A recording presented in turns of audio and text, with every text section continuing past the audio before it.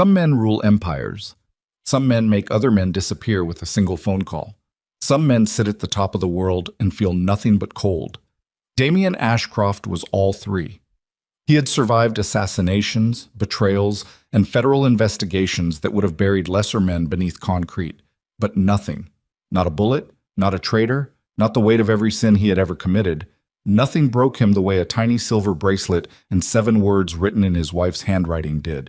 7 words on a folded note left in an empty room. 7 words that told him the one thing his entire empire of fear and violence could never give back. If you want to know what finally brought the most feared man on the East Coast to his knees, stay until the end. Hit that like button right now and drop your city in the comments below. I want to see exactly how far this story travels. Boatscom what? The storm had been building since noon. By the time it arrived over the Newport cliffs, it came without apology. A hard Atlantic squall that drove rain sideways across the rocks and turned the sea below Blackwood Manor into something violent and gray. The manor itself stood above all of it, as it always had, cut from dark stone and older money, its iron-framed windows rattling against gusts that bent the cypress trees along the south lawn nearly horizontal. From a distance, in weather like this, the building looked less like a home and more like something that had decided long ago it would outlast everything around it. Damien Ashcroft stood at the window of the East Wing study and watched the water come. He had his jacket off. His sleeves were rolled to the elbows, which, for Damien, was the closest thing to undone that most people ever saw. There was a glass of bourbon on the desk behind him, 2 fingers, untouched, and the room smelled like old wood and the faint chemical ghost of cleaning products that the staff had used on the floors that morning. It was the smell of a house being maintained in the absence of the person who had made it feel inhabited. Charlotte had been gone for 72 hours. He had not slept in most of them. The decision to end the marriage, to formally separate from Charlotte Bennett, his wife of 4 years, and move forward with the Hargrove alliance, had not been made in passion. That was what Damien told himself. It had been strategic.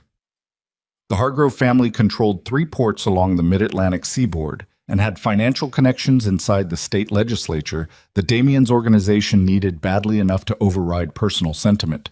His uncle Gerald had laid out the numbers with the kind of calm precision that left no room for argument. His consigliere Marcus had seconded it without blinking. Every rational voice in his world had pointed in the same direction. Charlotte had to go. He had told her himself. That part he had insisted on. Not a letter, not a proxy, not a quiet removal while she slept. He had stood in the doorway of their bedroom and looked at her face and said the words himself. She had not cried. That was the part that had stayed with him. She had looked at him for a long moment, her dark eyes very still, and then she had simply nodded and said, "All right, Damien." Not a scene, not a fight.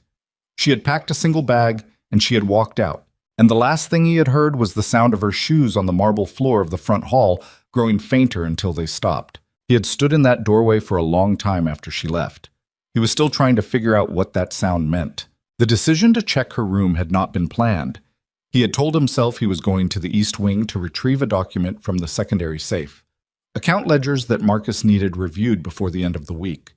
He had walked down the corridor with that purpose, and then he had stopped in front of Charlotte's door, and his hand had found the handle without any particular instruction from the rest of him.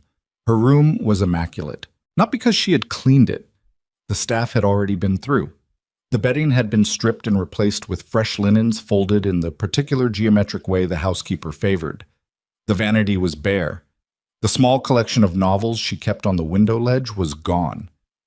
Everything that had belonged to Charlotte Bennett had been removed or packed, and what remained was a room that looked like a room in a very expensive hotel, beautiful, precise, and empty of any evidence that a human being had ever actually lived inside it. He stood in the center of it for a moment and breathed. Then he saw the corner of the envelope beneath the edge of the vanity. It was small, white. It had slid partly under the baseboard molding, which was the only reason the cleaning staff had missed it. He crossed the room and crouched down and picked it up, and he turned it over in his hands. His name was not on it. There was no address. The envelope had been sealed and then apparently dropped or placed in a location where it was meant to stay hidden until someone who knew to look for it came looking. He opened it with his thumb. Inside was a baby bracelet. Silver. Delicate. The kind given in hospital nurseries with a small rectangular tag on which a name is stamped in capital letters. He held it up to the light from the window and read the name stamped into the metal. Grace. He turned it over twice. His jaw was tight. He could feel his pulse doing something irregular in his temple. He set the bracelet on his palm and then reached back into the envelope and drew out the note folded beneath it. Charlotte's handwriting. He recognized it immediately. She wrote in a particular slanted script, always slightly too large for the available space, as if the words were trying to escape the edges of the page. One day our daughter will ask why her father chose someone else. 7 words. He counted them twice because counting gave him something mechanical to do, while the rest of him tried to process what he was holding. Our daughter. He sat down on the edge of the stripped bed. The mattress gave slightly under his weight. The bracelet was still in his left hand and the note was in his right, and he looked at both of them for a very long time without moving. Outside, the storm drove rain against the glass. The lamp on the vanity threw a pale circle of light across the floor. Somewhere deep in the house, a door closed. He had not known. That was the part that would not resolve itself into anything manageable. In 4 years of marriage, in whatever had existed between them, which had been complicated and never simple and had always contained more feeling than his position allowed him to formally acknowledge, Charlotte had been pregnant, had carried a child to term, had given birth to a daughter, and he had not known a single moment of any of it, which meant she had hidden it from him deliberately, which meant she had her reasons. He sat with that for a long time, because Damien Ashcroft had not gotten where he was by reacting before he understood. He turned the bracelet over in his fingers. Grace. Someone had named this child Grace. Charlotte had named this child Grace, alone, without him, in whatever apartment or hospital or borrowed room she had occupied while pretending she was simply the estranged wife of a powerful man navigating the terms of a discreet separation. He stood up.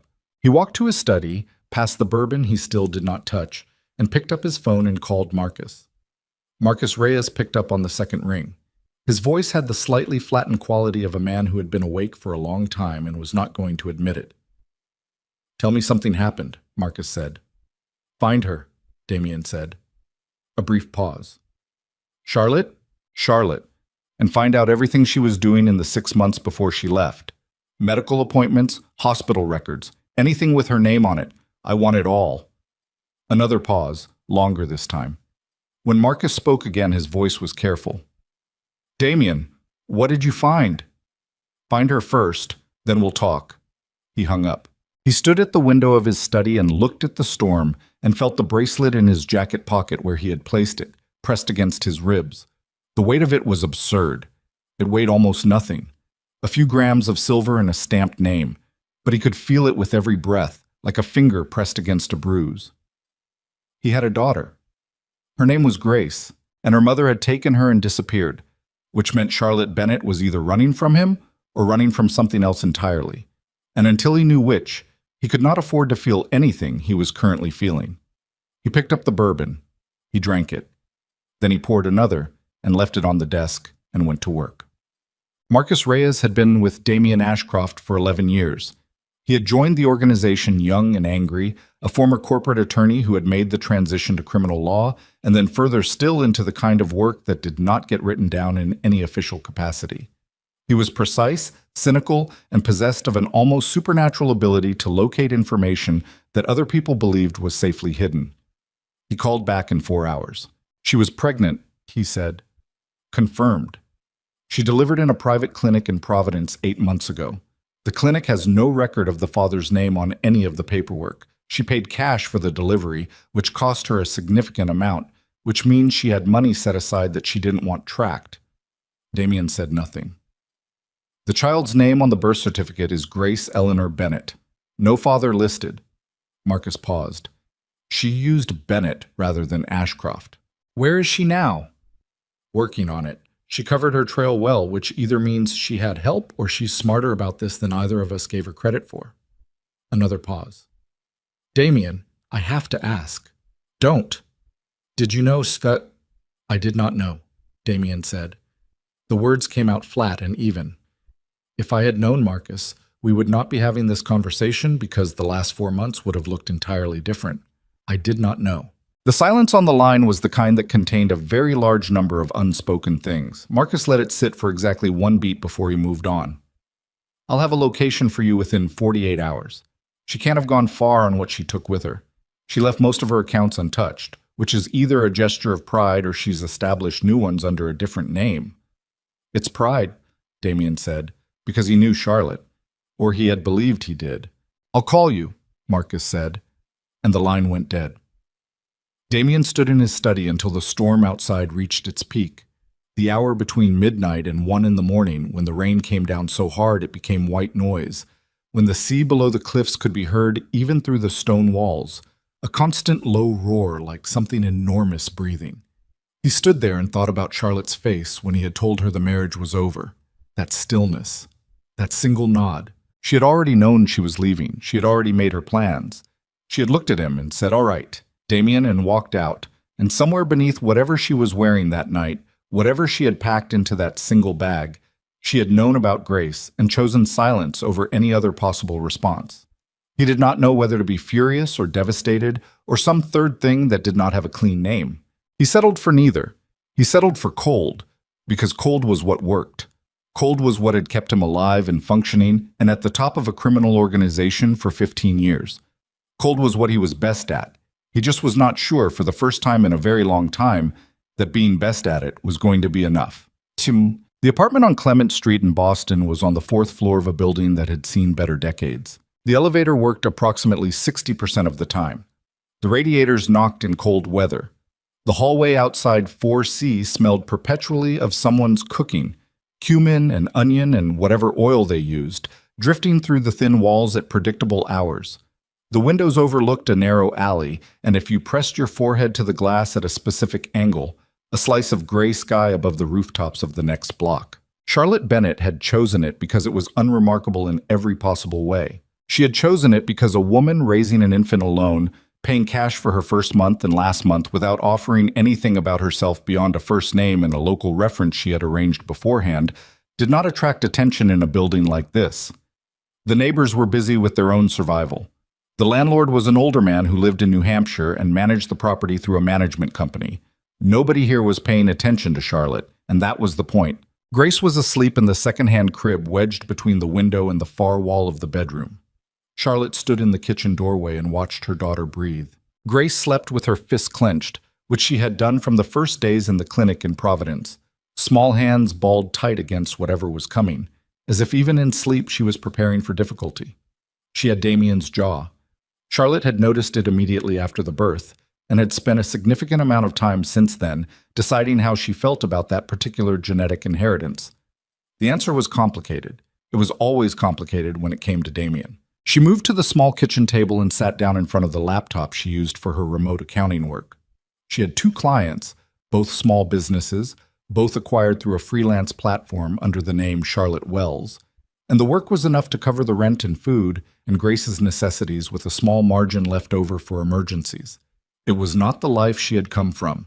It was not the life the 4 years inside Blackwood Manor had made her accustomed to. It was the life she had chosen, deliberately, with clear eyes, because the alternative was raising her daughter in the middle of something she had watched consume people she cared about. She had not told Damien about Grace because she had not known how to tell him and still leave.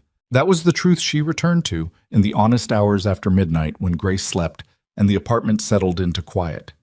She had found out she was pregnant 2 weeks before his uncle Gerald had come to her with the news about the Hargrove alliance. She had spent those 2 weeks trying to find the right moment to tell Damien, trying to construct a version of the conversation that ended with them actually talking, rather than the interaction being absorbed into the machinery of Damien's world and managed accordingly. Then Gerald had come with his careful, courteous explanation of why the marriage needed to dissolve, and she had understood, with a clarity that surprised her with its sharpness, that if Damien knew about Grace, she would never be allowed to leave. Not because he would force her to stay out of love, but because a child was an asset in the world Damien Ashcroft inhabited. A child was leverage and lineage, and a thing to be protected and controlled and eventually used. She had watched enough of Damien's world to understand the mathematics of it. She had seen what happened to the children of powerful men in criminal organizations.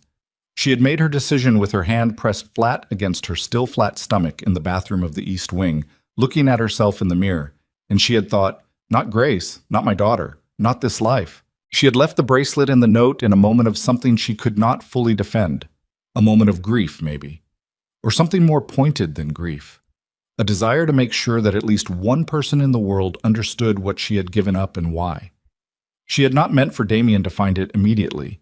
She had imagined it being discovered weeks later, maybe months, by someone on the cleaning staff who would pass it to Marcus, who would pass it to Damien, and by that point she would be so thoroughly disappeared that it would read as a farewell rather than a starting gun. She had underestimated him, which she knew even as she did it was a mistake. You did not underestimate Damien Ashcroft and expect the universe to be kind about it. She closed the laptop and pressed the heels of her hands against her eyes. She was tired in the particular way that new mothers are tired. Not just physically, but in some deeper layer, some cellular level, where the body has recalibrated its definition of rest and has not yet reconciled the gap between what rest used to mean and what it means now. Grace was a good baby. Charlotte knew she was lucky in that. Grace slept in reasonable stretches, fed without difficulty, watched the world around her with those dark eyes that were already, at 8 months, doing something that made Charlotte's chest ache. Those eyes were all Damien. The rest of her, the round cheeks, the wisp of dark hair, the way her whole face organized itself around a smile when Charlotte picked her up. That was hers. That was Charlotte's. She went to bed just after 1 in the morning. She did not sleep well. She woke at 6 when Grace began making the sounds that meant not urgent yet, but soon, and she was in the kitchen heating a bottle when she noticed the shadow under the front door. Not light. Shadow. Something. Someone.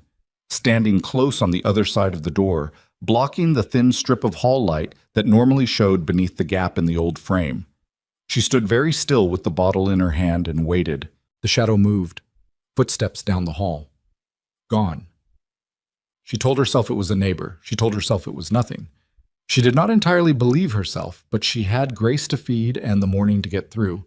And so she put the feeling in the particular compartment she had been building over the past months, the one that contained all the things she did not have the resources to address. And she closed the lid on it and moved on. The calls started 3 days later. The first one came to her cell phone, the prepaid she had bought with cash in a drugstore in Cambridge the week after she arrived in Boston. The number was supposed to be known to exactly 4 people, her sister in Portland, the management company for the apartment, and her 2 accounting clients. The screen showed a number she did not recognize. She let it go to voicemail. No message was left. The second call came the following morning. Same unrecognized number.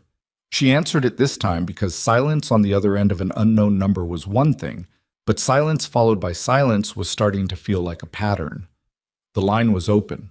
She could hear ambient sound, what might have been a street or a large indoor space, or simply the quality of air in an empty room. She said hello twice. Nothing came back. She hung up and stood in the kitchen with the phone in her hand and felt the first real thread of cold move through her chest. She called her sister that night. Maya picked up on the third ring with the slightly breathless quality she always had, 2 kids of her own, and a house that ran on organized chaos. "Have you told anyone where I am?" Charlotte asked, without preamble. A pause. "Charlotte? No, of course not. I haven't even told David."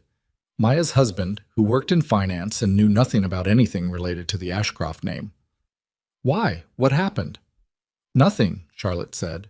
"Unknown calls. Probably nothing." "Probably nothing doesn't sound like nothing." "I'll call you soon," Charlotte said. "Kiss the kids." She hung up and checked the locks and sat in the dark for a while after Grace went down for the night, listening to the building settle around her. The radiator knocked. Somewhere upstairs, someone was watching television. She could hear the bass frequency of whatever they were watching, muffled and indistinct. The city outside made its constant noise. She had learned, in her months here, to read the sounds of this building the way she had once learned to read the sounds of Blackwood Manor. Which sounds were normal, which sounds meant something different. Everything sounded normal. That did not stop her sitting there in the dark until midnight. The photograph arrived on a Thursday. It was slipped under her door sometime between 7 in the evening, when she had last checked the hallway to bring in a package left by the building's buzzer system, and 10 at night, when she got up from the couch to get water and nearly stepped on it. A plain white envelope, the same kind that had held the note and bracelet she had left in her room at Blackwood Manor, which she noticed, and which meant nothing except that plain white envelopes were common, and she was starting to see connections where there might not be any. Inside was a single photograph. It was a photograph of the alley visible from her bedroom window. Taken from approximately the angle of her own window, from ground level, it showed the alley in daylight. The dumpsters, the fire escape of the building across from hers, the narrow strip of pavement. Standing at the left edge of the frame, slightly blurred, was a figure. The figure was holding something. Charlotte looked at it for a long time before she understood that what the figure was holding was a camera. The photograph was of the person who had taken the photograph. Someone had stood in the alley below her window, aimed a camera up at her bedroom window, and then printed the image and slipped it under her door. Not as a threat, or not only as a threat, as a demonstration, as proof that whoever had sent it knew where she was, knew which window was hers, and had decided for reasons she could not yet identify to make sure she knew they knew. Her hands were steady. She was proud of that. She put the photograph face down on the kitchen table and walked to Grace's room and stood for a moment with her hand on the door frame, listening to her daughter breathe. Then she picked up her phone and searched for emergency apartments in neighboring districts, Cambridge, Somerville, Brookline, and spent the next 2 hours making notes about properties she could access quickly and with minimal paper trail. She was not going to panic, but she was not going to be stupid either.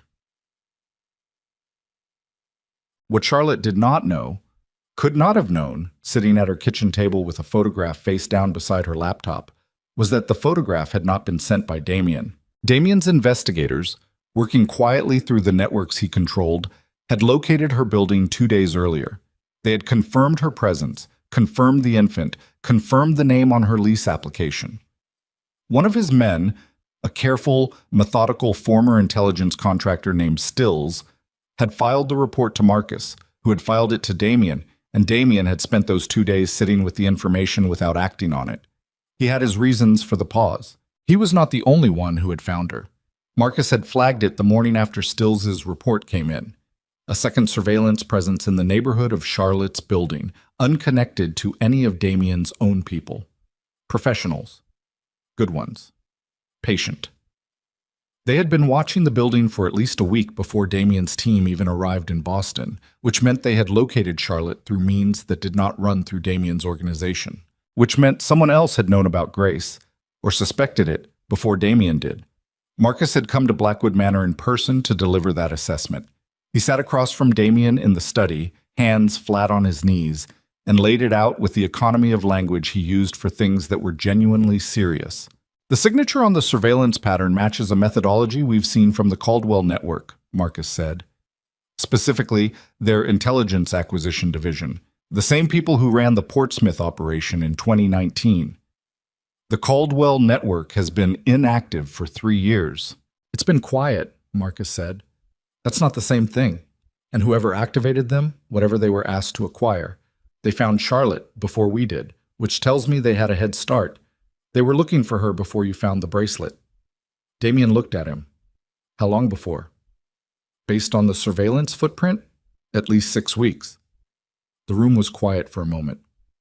Someone told them about the child, Damien said. Or they inferred it. Or they had someone inside the organization who knew something none of us knew. Marcus met his eyes. Damien, if the Caldwell Network is moving on Charlotte and the child, they're not doing it for simple leverage. These people don't do simple leverage. They do structural acquisition. They want something from you that they can't take directly, and they've identified Grace as the mechanism. They want to use my daughter to threaten the organization. They want to use her to paralyze it. A man in your position with an air he didn't know he had, appearing at the moment a rival structure is attempting a takeover. Marcus spread his hands. It's elegant if you look at it from their side. Damien looked at nothing for a long moment. He thought about the photograph that Stills had mentioned. A test photograph, his team's way of confirming Charlotte's window, standard procedure. He thought about the fact that the Caldwell people had been in that alley before his own man got there. They're going to move on her, he said. Probably soon.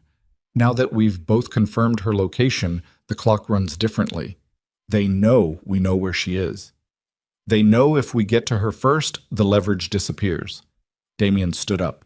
Get the car, he said. And call Stills. Tell him to hold position, but not to engage anything that moves. I'm going to Boston myself." Marcus stood. He was quiet for a second. "She's not going to be happy to see you." "No," Damien agreed. "She's not." "Do you have a plan for that part?" Damien picked up his jacket from the back of the chair and felt the bracelet in the inside pocket press against his fingers. He closed his hand around it for a moment. "No," he said. He walked out. The drive from Newport to Boston was 3.5 hours in ordinary weather. Damien's driver made it in just under 3. They came through this tunnel and into the city as the evening collapsed into night, the streets wet from earlier rain, the lights of the financial district throwing orange and white across the slick pavement. Damien sat in the back of the car and did not look at his phone and did not listen to anything. He sat with his hands loose in his lap and thought through everything he knew about Charlotte Bennett. He thought about the woman he had met at a charity event 7 years ago, a financial consultant for a nonprofit, sharp and careful with her words, the kind of woman who listened more than she spoke and therefore knew considerably more than the people around her assumed. He had been drawn to that quality immediately because most of the people in his world performed their intelligence rather than deploying it. Charlotte had not been performing anything. She had been exactly what she appeared, which in his experience was the rarest and most dangerous kind of person. He thought about their marriage, which had not been simple. He thought about the arguments that had more substance to them than most people's arguments. Charlotte going after the actual architecture of a problem rather than its surface, refusing to accept the kind of deflection that most people who dealt with Damien accepted without question. He thought about the silences between them that had sometimes been comfortable and sometimes had contained the specific weight of things going unsaid. He thought about the morning he had stood in their bedroom doorway and said the words he had said, and her face going still. And all right, Damien. He had believed, in the months after she left, that the stillness was dignity, that she had accepted the situation with a composure that he had not, if he was being honest, fully deserved. He had told himself that story because it was cleaner than the alternatives. Now he sat in the back of a car moving through the wet streets of Boston and understood that the stillness had not been acceptance. It had been calculation. She had known, in that moment, exactly what she was going to do and exactly why, and she had chosen not to give him the information he needed to alter the outcome. The stillness had been the face she showed the world while her mind was already 3 moves ahead. She had beaten him. He could admit that in the private interior, where the version of himself that nobody else saw did its honest accounting.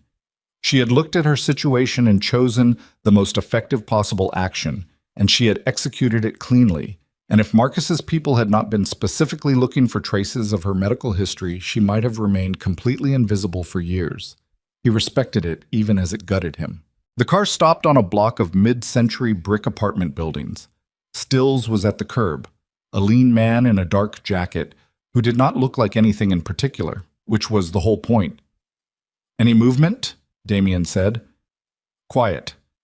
No sign of the secondary surveillance for the past 6 hours, which I don't love. Could mean they've pulled back. Could mean they've repositioned somewhere I can't see." "Who's in the building?" "4 men on our side, 2 at the exits, 2 in the stairwells. Nobody gets out without us knowing. Nobody gets in." Damien looked up at the building. 4th floor. The windows on that side showed lights in 2 of the units. He could not have said which ones were hers. He looked for a long moment. "Which apartment?" 4C, Stills said. "East corner." Damien started toward the entrance. "Sir?" Stills said. "Do you want backup going up?" "No." He went in alone. The elevator was out of service. He took the stairs, 4 floors of an old building that smelled like other people's cooking and the particular close warmth of a place that had been inhabited continuously for decades. He moved without hurrying. His heart was doing something that he identified and set aside. He reached the 4th floor landing and walked east down the corridor. 4C. He stopped in front of the door. He stood there. He was a man who had walked into rooms full of armed enemies without his pulse registering anything above baseline. He was a man who had faced situations that ended careers and lives and organizations with the kind of flat operational calm that his people had, over the years, come to treat as almost supernatural. He had never flinched. He had never been the one in the room who needed a moment to collect himself. He stood in front of apartment 4C in a building in Boston and needed a moment to collect himself. He raised his hand. He knocked. There was a long pause on the other side of the door. He could hear the particular quality of someone listening without responding. The held breath sound of a person trying to determine through a door who was on the other side of it. He heard the soft sound of something, a foot on the floor maybe, or something being set down carefully. The door opened on the chain, one eye, dark and still. He had forgotten the quality of her eyes, or he had not allowed himself to remember. "Charlotte," he said. The eye looked at him for a long time. He watched her working through it, the shock of seeing him, the calculation running fast underneath, the effort of not letting the shock show on the half of her face visible through the gap. "How did you find me?" she said. Not a question. A statement of something she already knew the answer to. "I need you to open the door." "Give me one reason." "Because there are people in this building who are not mine," he said, "and you need to understand what that means before the next 40 minutes happen the way I think they're going to happen." The eye, still, working. "You brought people here," she said. "Charlotte, please open the door." Another long pause, long enough that he felt the sweat at the base of his spine and recognized it for what it was. Genuine fear, the specific variety that comes not from physical threat, but from the possibility that someone will simply say no and close the door, and that will be the end of it. The chain slid back. The door opened. She stood in the gap, one hand on the doorframe. She was wearing a gray shirt and dark jeans, and her hair was down. She looked like herself, sharper around the edges than he remembered, a kind of tightness in her face that had not been there before, the particular look of a person who has been managing alone for long enough that managing alone has become the default state. She was looking at him the way she had always looked at difficult things, directly, without flinching, with something cold running beneath whatever surface expression she was choosing to show. She did not say anything. He opened his mouth, and from the stairwell at the end of the corridor came the sound of boots. Not one set, not two, but several, moving fast and without the particular effort of concealment that people made when they were trying to stay quiet. These were people who had decided they were past the point of needing to be quiet. Damien turned.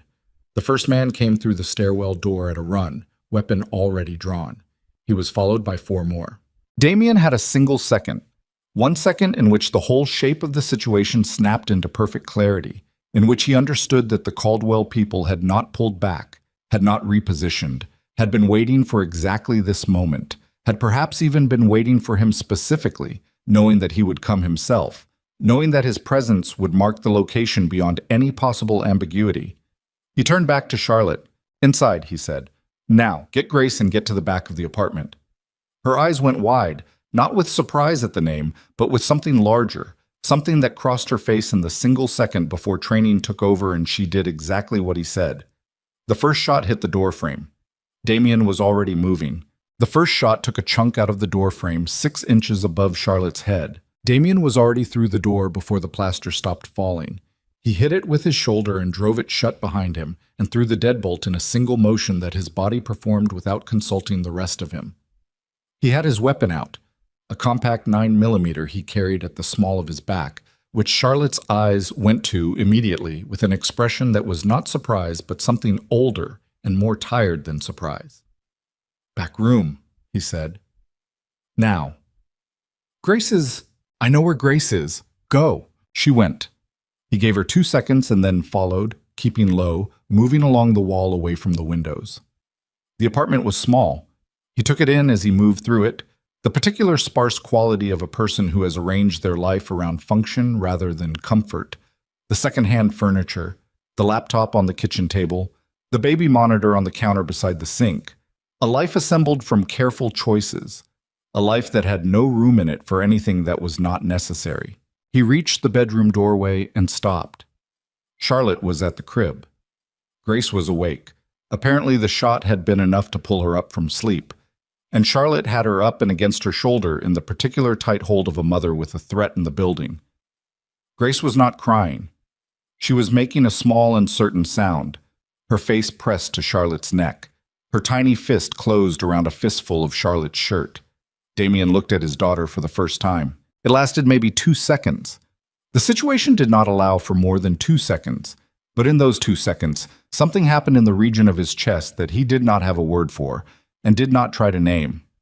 He looked at Grace, the dark hair, the jaw that was his jaw in miniature, the enormous dark eyes that opened and found his face across the room with the undiscriminating attention of an infant encountering something new. And he felt the 2 seconds pass, and then he was back in the situation because the situation was not going to wait. "Is there another way out?" he said. "Fire escape, bedroom window." "Where does it drop?" "Alley. There's a gate at the south end." He crossed to the window and looked down without opening it. The alley was dark. He could see the dumpsters, the fire escape of the building opposite, the gate Charlotte had described at the far end. He could also see the shape of a man standing very still in the shadow of the opposite building's doorway, which meant the alley was covered. He stepped back from the window. "They've got the alley," he said. Charlotte said nothing. She was watching him with Grace still pressed to her shoulder, one hand curved around the back of the baby's head, and her expression had moved past fear into something more functional, the look of a person doing rapid triage on a very bad situation. He had seen that look before. He had not expected to see it on her face, or rather he had not expected it to be as practiced as it was. She had been preparing for something like this. Maybe not this specifically, but something. She had been living in this apartment for months with one part of her mind always on the exits. He pulled out his phone and called Stills. It rang twice. "We've got contact on 3, Stills said before Damien could speak. "At least 5 in the building, 2 more outside. I've got eyes on them in the front and 1 in the alley. My guys are holding the exits, but they're going to push through in the next—" A burst of sound on the line, something that might have been shouting. Then Stills' voice, lower and faster. "They're pushing. East stairwell. Coming to you." Damien ended the call. He looked around the bedroom. His mind ran through the geometry of the apartment. The front door, the fire escape, the windows, the interior walls. Old building. The walls between units would be standard construction, not structural. He looked at the wall to his left, the shared wall with apartment 4B. "Who's next door?" he said. Charlotte blinked. "Elderly man. He goes to his daughter's on Thursdays." "Is today Thursday?" A pause. "Yes." He moved to the shared wall and knocked along it, reading the studs. Found a gap between them. Looked at the floor. The bedroom had a wooden chair, old and solid, ladder-back construction. He picked it up. "Move away from this wall," he said. Charlotte moved. He swung the chair. It took 3 hits before the drywall gave way enough to matter. Old construction, dense with decades of paint layers, but it gave. He dropped the chair, grabbed the edges of the hole he'd made, and pulled. A section of wall the size of a doorway came away in 2 pieces, raising a cloud of plaster dust that caught in the back of his throat. Through the gap was the dark interior of 4B, furniture shapes in the dim light from the window, the particular stale smell of a space not recently occupied. "Through here," he said. Charlotte looked at the hole in the wall. She looked at him. "Now, Charlotte. You broke my neighbor's wall. I'll pay for it. Move." She moved. She went through with Grace first, turning sideways to protect the baby from the rough edges of the broken drywall. Damien followed. He pulled the bedroom dresser from Charlotte's room against the hole behind them. It wouldn't stop anyone, but it would slow them down and make noise he'd hear. They were in 4B's living room. Damien crossed to the front door and put his ear against it. Hallway sounds. Movement, but from the east end, which was the direction they'd come from. He looked left along the hallway in his mental map of the floor. 4B was 2 units west of 4C. The west stairwell was further still, at the end of the corridor. He cracked the door an inch. Empty hallway to the west. He could hear shouting from the eastern end. Muffled, tense, the specific acoustic signature of men trying to maintain tactical communication at a volume that wouldn't carry. "Stay behind me," he said. "If I tell you to run, you run. You don't wait. You don't look back. You go for the street and you find my car. Black Suburban, engine running, driver's name is Cole. You tell him I said Waterfall. He'll know what to do." Charlotte's jaw was tight. "And Grace? Grace goes with you, obviously. And you." He looked at her. "I'll be fine." "That's not an answer." "Charlotte." He met her eyes. "I need you to trust me for the next 10 minutes. You don't have to trust me about anything else. Just 10 minutes. Something moved through her face. He watched it. The old argument she was having with herself. The one that had been running in her since she left, probably long before she left. He watched her run it fast and come out the other side. 10 minutes, she said. He opened the door. Met. They made it to the west stairwell.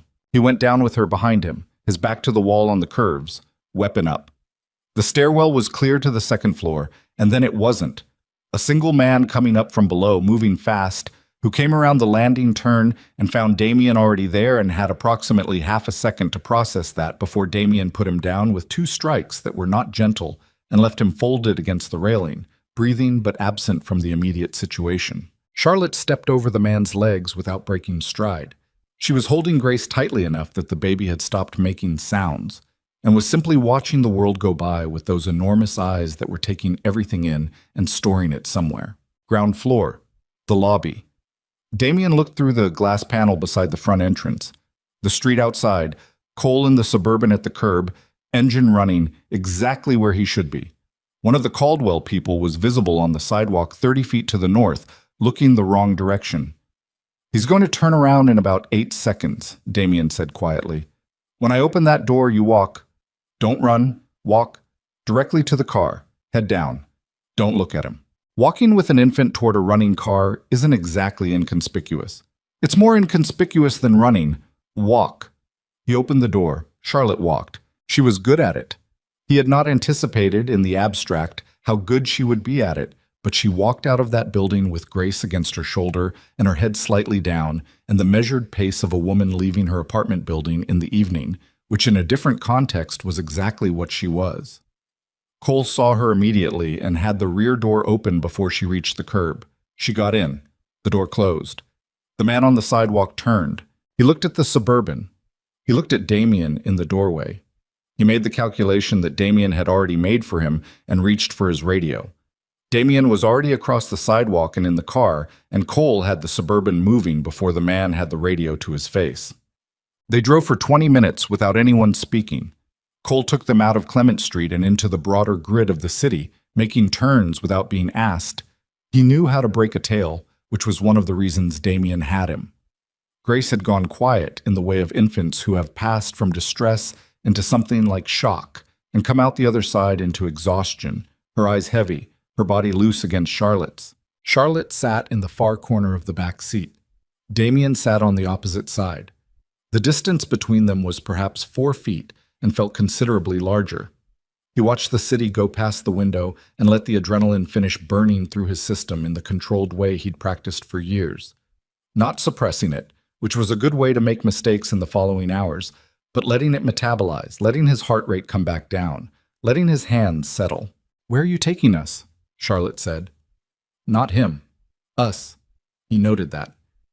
"Safe house in Beacon Hill," he said. "My people have held it for 3 years. Nobody else knows about it."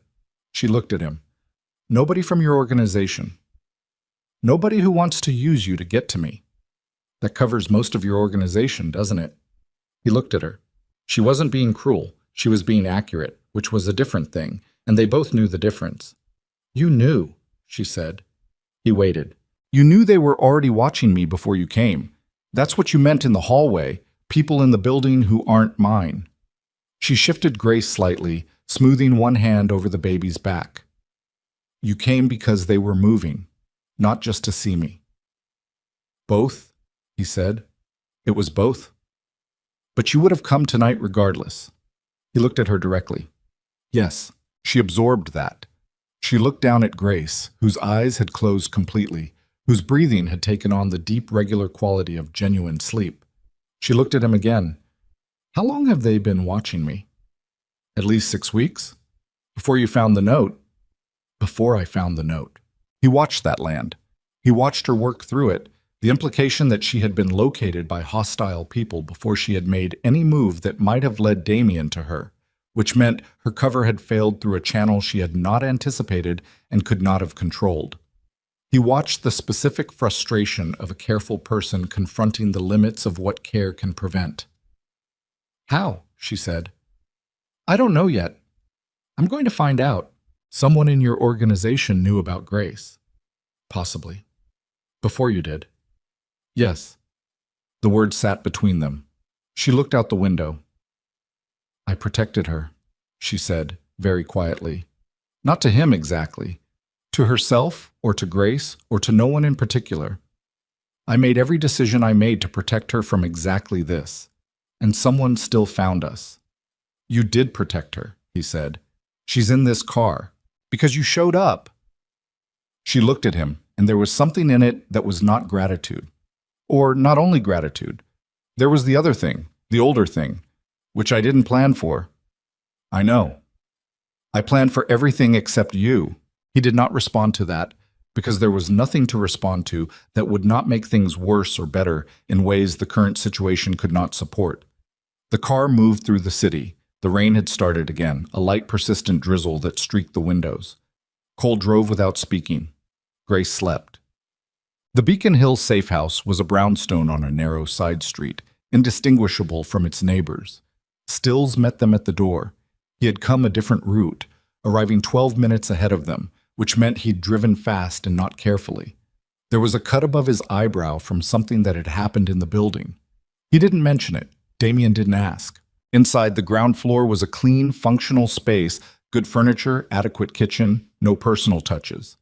The kind of place maintained for exactly this purpose, by people who understood that the difference between a safe house that worked and one that didn't was usually in the quality of the ordinary details.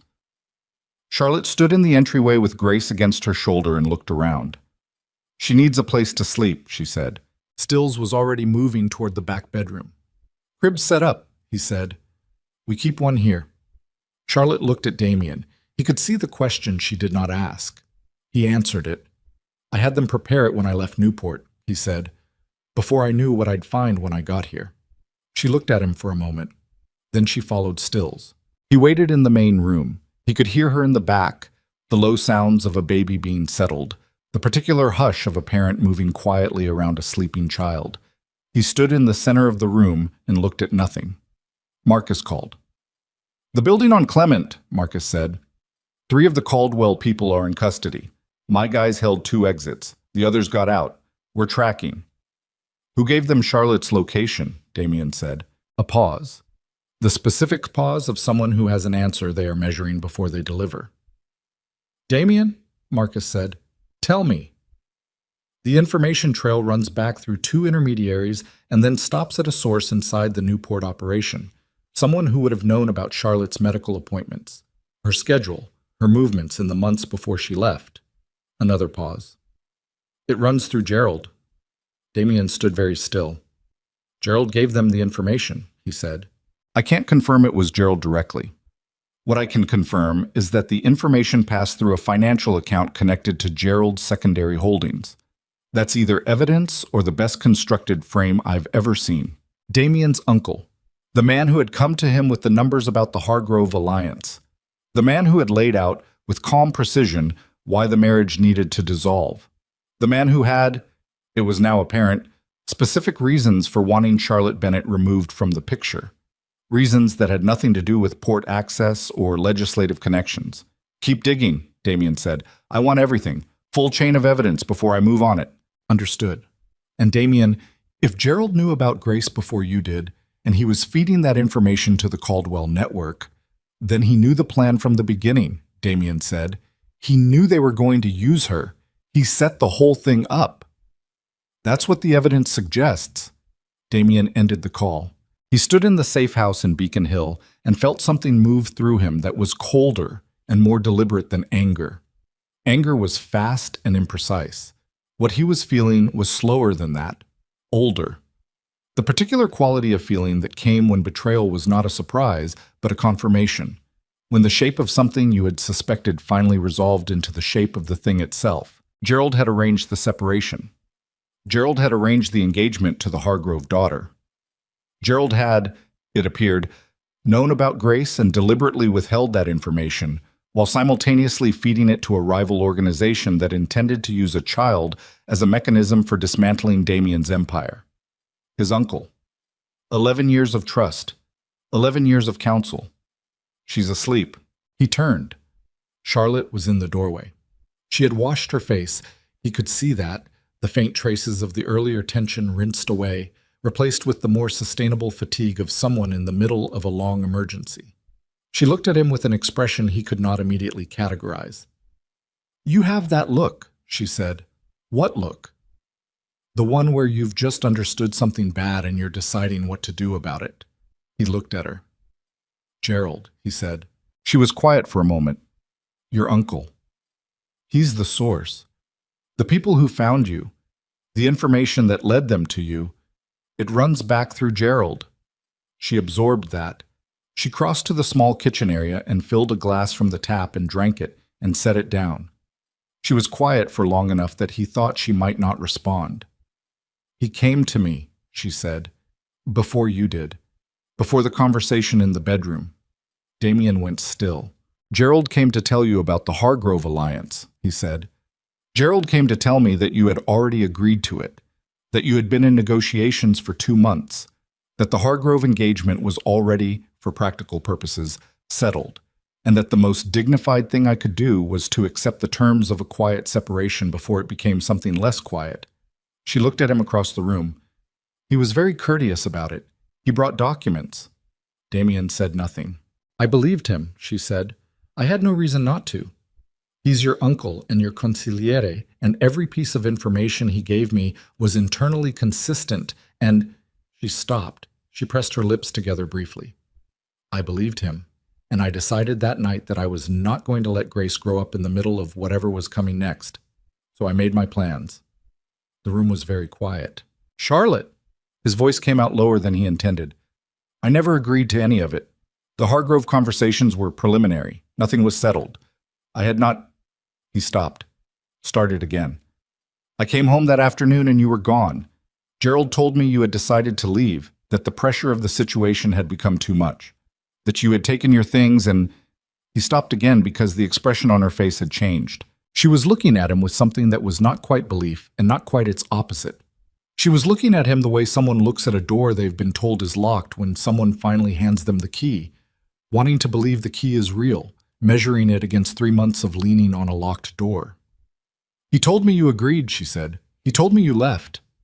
The rain tapped at the windows. Grace made a small sound from the back bedroom and went quiet again. Charlotte sat down at the kitchen table. She put her face in her hands for a moment, not crying, just pressing the heels of her palms against her eyes, in a gesture he recognized as something she did when she was processing something too large to process standing up. He stood and waited. He did not cross the room. He understood that crossing the room was not what this moment needed. She dropped her hands. She looked at him. "He separated us on purpose," she said. "Yes." He knew about Grace. He found out somehow, probably the clinic in Providence. He would have had the means to pull medical records if he knew where to look. He fed that information to the people who came tonight. Yes. He wanted them to take Grace. Damien said nothing because the answer to that was yes. And saying it out loud in a room where Charlotte was sitting after what had just happened in her apartment building felt like a particular category of brutal that the situation did not require him to perform. She understood it without the word. She looked at the table for a moment. Then she looked up. "What are you going to do?" she said. He met her eyes. "First," he said, "I'm going to keep you and Grace safe. Whatever comes after that—" The window behind Charlotte exploded inward. The shot came from the building across the narrow street, a high-powered round that punched through the glass and took out a section of wall beside Damien's head before he was on the floor, behind the kitchen counter, weapon drawn. Charlotte was already down, under the table, arms wrapped around herself in the reflexive position of a person protecting something that wasn't there. Grace was in the back room, and the look on Charlotte's face in the 2 seconds before Damien shouted her name was the look of a woman understanding that the back room was exactly where the second team was going to go first. "Grace," she said. She was already moving toward the hallway when the back door came off its hinges. Charlotte hit the hallway at a run. Damien was 2 steps behind her, weapon up, moving low along the wall while the safe house absorbed the chaos of what was happening. The window gone. Cold air and rain pushing through the gap where the glass had been. The back door off its frame, and the particular quality of sound that told him there were at least 2 men coming through it, possibly 3, and they were not moving carefully anymore because careful was no longer the point. Charlotte reached the bedroom door first. She went through it, and Damien heard the sound she made. A sharp, exhaled breath, the kind that precedes either a scream or something colder than a scream. And then he was in the doorway behind her, and he saw the crib. Empty. Grace was gone. The window on the far side of the bedroom was open. The screen had been removed cleanly, not broken, removed, which meant this had been prepared in advance, which meant the team that came through the back door had not been improvising. They had known the layout. They had known which room, which window, which exit from the building aligned with which alley below. Someone had given them a floor plan. Charlotte was at the window. She looked down into the darkness below and then turned, and her face was doing something that Damien had no reference point for. Not panic, past panic, on the other side of panic where the body runs out of the ordinary responses and drops into something more fundamental. "They have her," she said. Her voice was completely flat. That was the part that got into him. The flatness of it, the way it had stripped itself of everything except the bare information, because everything else was too large to carry in a voice. "How long?" he said. 30 seconds. Less. He went to the window. The alley below connected to the street at the north end. He could see a vehicle, a dark van, moving, already at the mouth of the alley and turning north. Moving fast, but not reckless. Professional. The kind of pace that did not attract attention. He pulled out his phone and called Cole. "North end of the alley behind the building. Dark van. Get on it." "I'm 2 blocks east." "Then move." He ended the call and turned, and the 2 men who had come through the back door were in the hallway now, and Damien had perhaps 1 second to assess. Both armed, both moving with the coordinated efficiency of trained personnel, the lead man already raising his weapon. Damien fired once. The lead man went down. The second man took cover in the bathroom doorway and returned fire, and the shot went wide because the angle was bad, and Damien was already moving, pulling Charlotte with him back through the bedroom toward the open window. He looked out, 1 story down to a fire escape platform, manageable. "Down," he said. "Damien.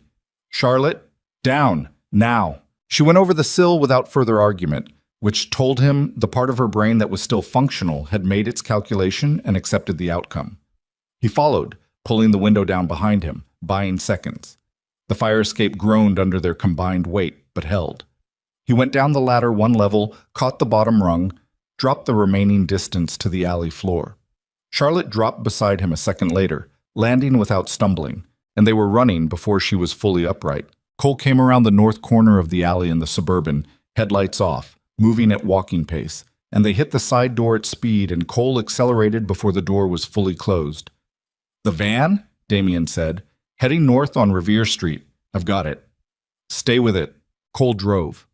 Damien sat in the back with Charlotte beside him, and between them was the empty space where Grace should have been, and neither of them acknowledged it, because acknowledging it would require words that neither of them had yet. Charlotte was breathing through her nose, controlled, deliberate. Her hands were in her lap, and he could see them. The way her fingers had locked together, knuckle white, the only place she was allowing the panic to go. Everything else on her was surface-level composed. He understood that composure. He recognized it from the inside. It was the thing you deployed when falling apart was not an option, because there was still something that could be done, and falling apart would prevent you from doing it. He looked at her hands. He looked away. "Stills?" he said, and realized Stills had not called in since the window came in. He tried the number. It went to voicemail. He tried the second number. The emergency channel. Same. "What happened to your man?" Charlotte said. "I don't know." "Is he—" "I don't know," he said again, more quietly. She absorbed that. She looked out the window at the city moving past. Cole said, "They're turning, harbor direction. Stay with them." They tracked the van for 11 minutes. It went north and then east, cutting through the quieter industrial edges of the city where the street lighting thinned out and the buildings grew wider and lower, and the water smell from the harbor came through even with the windows up. Charlotte watched the navigation on Cole's phone and said nothing. Damien watched the van's taillights, 2 red points in the dark, maintaining a constant distance ahead, never speeding, never running lights, never doing anything that would distinguish it from any other commercial vehicle moving through the city at night. Professional. All of it. The timing, the execution, the extraction through a window, while the primary team ran a distraction through the front. This was not improvised. This had been planned over days, maybe weeks, by people who were good at this specific category of thing. The van turned into a waterfront industrial complex, a shipping terminal, long disused by the look of it. The gates were open but not lit, the dock infrastructure visible beyond them, cargo cranes standing dark against the sky, the shapes of warehouses running along the water's edge. The van went through the open gate and its taillights disappeared between two warehouse buildings. Cole stopped the Suburban 50 yards from the gate. "How many do you have?" Charlotte said. Damien was already on the phone. "Marcus? Waterfront Terminal, East Harbor. I need everyone within 30 minutes. Every available body. Full load." "What happened?" Marcus said. "They have Grace." A silence. Short. Then Marcus's voice shifted into the register it went to when the situation moved past ordinary operational severity. 30 minutes, maybe 25. "Make it 20, Damien said, and ended the call. Charlotte was looking at the gate. "We wait," he said. "She's in there. I know." "She's 8 months old, Damien. She doesn't—" She stopped. She pressed her mouth closed. She looked at the gate. "She doesn't understand what's happening to her." "She's alive," he said. "If they wanted to do anything other than use her for leverage, they would not have taken the time to lift her through a window. They took her intact because that's what she's worth to them. She's safe until they've made contact and laid out their terms." Charlotte turned and looked at him. The look lasted several seconds. "You sound very sure of that," she said. "I am sure of it." "Because you understand how these people think." He met her eyes. "Yes." Something moved across her face. Not contempt, not quite. Something more complicated and less clean than contempt. She turned back to the gate. 20 minutes, she said. "Yes." They waited. Marcus came in 18. 3 vehicles. 11 men, all of them Damien's, all of them carrying, all of them with the particular quietness that his people had in situations like this. Not subdued, not frightened, but gathered inward, operating at the frequency that came just before things became irreversible. Marcus pulled Damien aside at the gate while the others held position. His cut was worse than it had looked in the safe house. A clean split above the eyebrow that had bled significantly and been imperfectly addressed with a folded cloth held in place by the pressure of his own hand. "Stills?" Damien said. "Alive. They hit him from behind when the window went in. He's got a concussion and he's furious about it." Marcus paused. "Damien, before we go in there, there's something you need to know." He said it with the particular intonation that Marcus reserved for things he wished he did not have to say. "Tell me," Damien said. "I finished the trace on Gerald, full chain of evidence." Marcus looked at him steadily. "It's worse than I told you." Damien waited. The Hargrove alliance was fabricated, all of it. There are no Hargrove port connections, no legislative relationships, no actual family with that name operating at the level Gerald described. The documentation he brought to you, the financials, the network analysis, the strategic projections, all of it was constructed, forged, professionally, the kind of forgery that takes significant resources and preparation time. Damien looked at him. "Gerald built a fictional case for dissolving the marriage," he said. "Yes.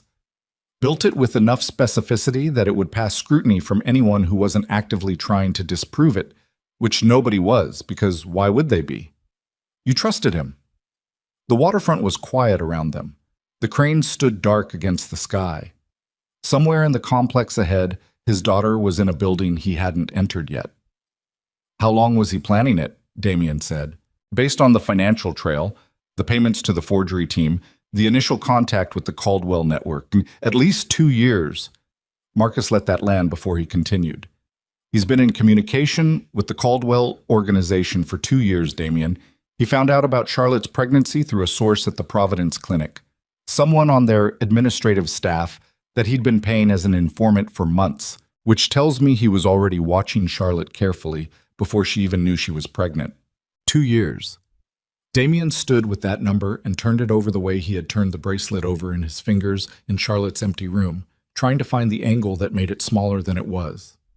There was no such angle. "What does Gerald get?" he said.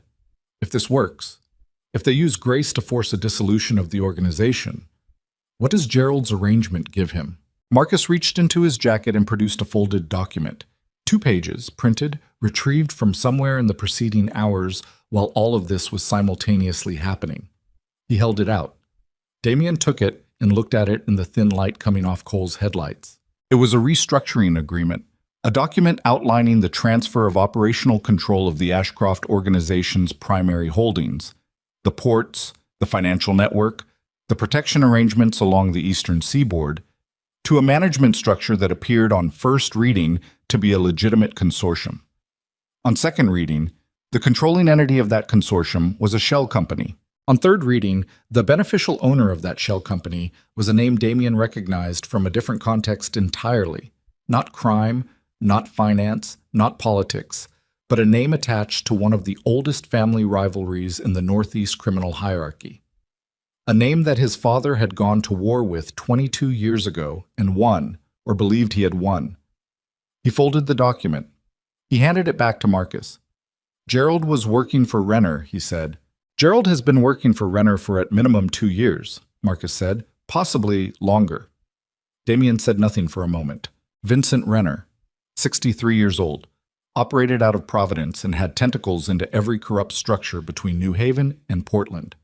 His father had stripped Renner of 3 territories and 2 operating ports in a conflict that had lasted 18 months and cost both sides significant damage. Renner had retreated, restructured, and spent 2 decades appearing to accept the outcome. He had not accepted the outcome. He had spent 2 decades building for another attempt, and the centerpiece of that attempt was Gerald Ashcroft, who had apparently decided at some point in the past several years that his loyalties ran in a direction other than the one he had professed for 11 years. Charlotte, Damien said. He turned and she was already there, 3 feet behind him, and by the look on her face she had heard enough. Who is Renner? She said. Someone who wanted my father's organization and couldn't take it directly, Damien said. He found another way. Through your uncle. Through my uncle. She was quiet for a moment. He watched her process it, watched her recalibrate everything she had believed about the reasons behind her own situation, the separation, the months alone in Boston, the photograph under the door, all of it running back in her mind to a single source. A decision made by a man she had trusted by extension because Damien trusted him, and the decision had been made not out of strategic necessity or even genuine greed, but out of a 20-year-old grievance that had nothing to do with Charlotte Bennett or Grace or any of them. Grace is in there because of a war your father won before she was born, Charlotte said. Her voice was very quiet. Flat in that way again. The way that meant the thing underneath was too large for any other register. Yes, he said. She looked at the gate. She looked at him. Then let's go get her, she said. They breached the terminal from 3 directions. Damien went through the main gate with Marcus and 4 others. 2 teams took the perimeter. East along the waterside, west through the secondary access road. Standard containment, keep anyone from getting a vehicle out if the primary extraction went sideways. Cole stayed at the gate with the Suburban running. Charlotte came with Damien. He had not told her to stay behind. He had opened his mouth to do exactly that, and she had looked at him with an expression that was not asking permission and never had been. And he had closed his mouth and handed her the compact 9mm from his ankle holster, the secondary weapon, and shown her the safety in a single motion, and she had taken it without comment. The terminal was larger than it appeared from the street. 3 warehouse buildings arranged in a shallow U around a central loading area, the open end facing the water. Cargo containers stacked in rows between the buildings, the smell of salt water and rust and old diesel fuel. The cranes overhead were massive and still, their arms extended over the dock where the harbor water moved blackly below. Damien moved along the face of the first warehouse, Charlotte at his shoulder, Marcus covering the right. The rain had picked up again, not hard but steady, the kind that accumulated quietly and had soaked through his jacket in the first minutes, the cold getting into his joints in a way he did not allow himself to acknowledge. He could hear voices from the second warehouse. He stopped. Hand up. Everyone stopped. The voices were coming through a personnel door on the near face of the building. Not shouting, not agitated, but the specific cadence of men in conference, making decisions. He pressed against the wall and listened and caught enough to understand that there were at least 4 people inside and they were waiting for a phone call, waiting for contact with him. He looked at Marcus. Marcus nodded. Damien tried the personnel door. Unlocked. Of course it was. They were expecting him to come eventually. They just had not expected him to come this fast, with this many people, and without the hour of frantic calling and threatening they had designed the scenario to produce. He went through the door low and fast. The warehouse interior was lit by portable work lights, 3 of them, harsh white, throwing hard shadows across the concrete floor and the stacked equipment around the perimeter. 4 men, exactly as he had estimated. 2 of them had weapons up within the first second. 1 of them didn't because Damien was already on him. The 4th went for a door at the far end of the building and ran into 2 of Marcus's people coming through it. It was over in 40 seconds. Not clean. Nothing like this was clean, but contained. Damien straightened up and looked around the warehouse. Work lights, concrete, old machinery along the walls, a folding table with a laptop and 2 phones and a set of documents he was going to want to look at. No grace. He went cold in a specific way. The way that is not fear exactly, but its functional equivalent, the body's response to a threat to something it has decided matters more than its own continuity. Where? He said. None of the 4 men responded immediately. 1 of them was unconscious. 2 were restrained and breathing hard. The 4th, the one who had run for the far door, was on his knees with Marcus behind him. Damien walked to the one who looked most senior. He crouched down in front of him. "Where's the child?" he said. The man looked at him. Mid-40s, built like someone who had worked physical jobs for most of his life, with a face that had taken damage over time and organized itself around the damage. He was scared, but trying not to show it in a way that Damien recognized as a professional attempting to maintain operational posture under pressure. "I want to talk to Gerald Ashcroft," the man said. Damien hit him once. Precise. The man's head snapped back and came forward again, and his eyes refocused after a moment. "Gerald Ashcroft is not here," Damien said. "I am here." "Where's the child?" The man worked his jaw, looked at the floor, made a calculation. "3rd building," he said. "Waterside. They moved her when we got the alert that you were at the gate." Damien stood up. He looked at Marcus. "Hold these 4. He moved toward the far door. Charlotte was already ahead of him. The 3rd warehouse was older than the others. Its roof had partially failed along the eastern section, and the rain came through the gap in a thin curtain that caught the light from the single work lamp on the floor below it. The smell was worse here, salt and mold and something chemical underneath both. 3 men inside. 1 of them was holding Grace. She was awake.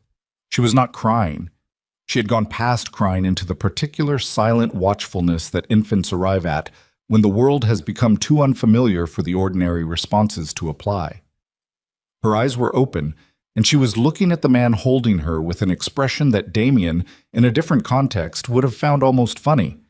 The grave, unimpressed scrutiny of a very young person confronting a stranger.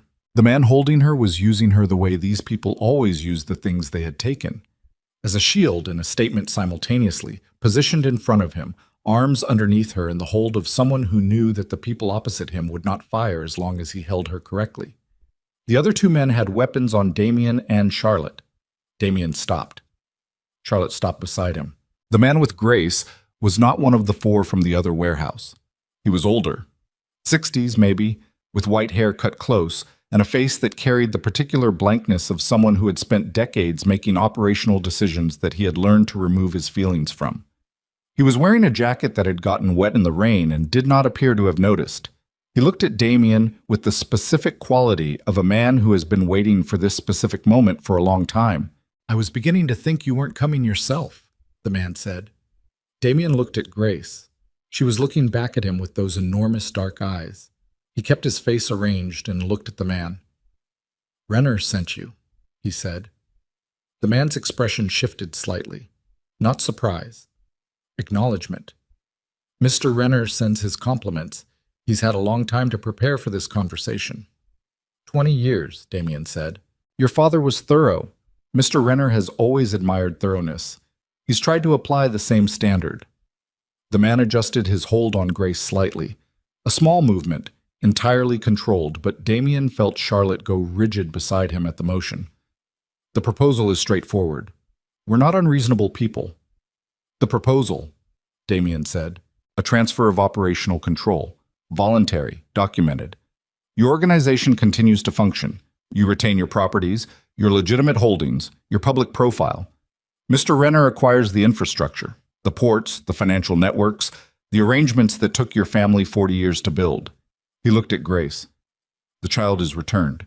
Everyone moves forward, Charlotte said very quietly. She needs to be fed. The man looked at her. Something crossed his face, not softness, but the acknowledgement of a practical reality. Then Mr. Ashcroft should agree quickly. Damien stood in the third warehouse of an abandoned shipping terminal in the rain and looked at his daughter in the arms of a man he had never met, who worked for a person who had spent 2 decades building the architecture of this moment. He looked at the weapon Charlotte was holding at her side. She hadn't raised it, which was correct, which told him that she understood the geometry even through everything she was feeling, that she was calculating the same thing he was calculating. He looked at Grace. Grace looked at him. And then the far wall of the warehouse came in. Not a breach, a collapse.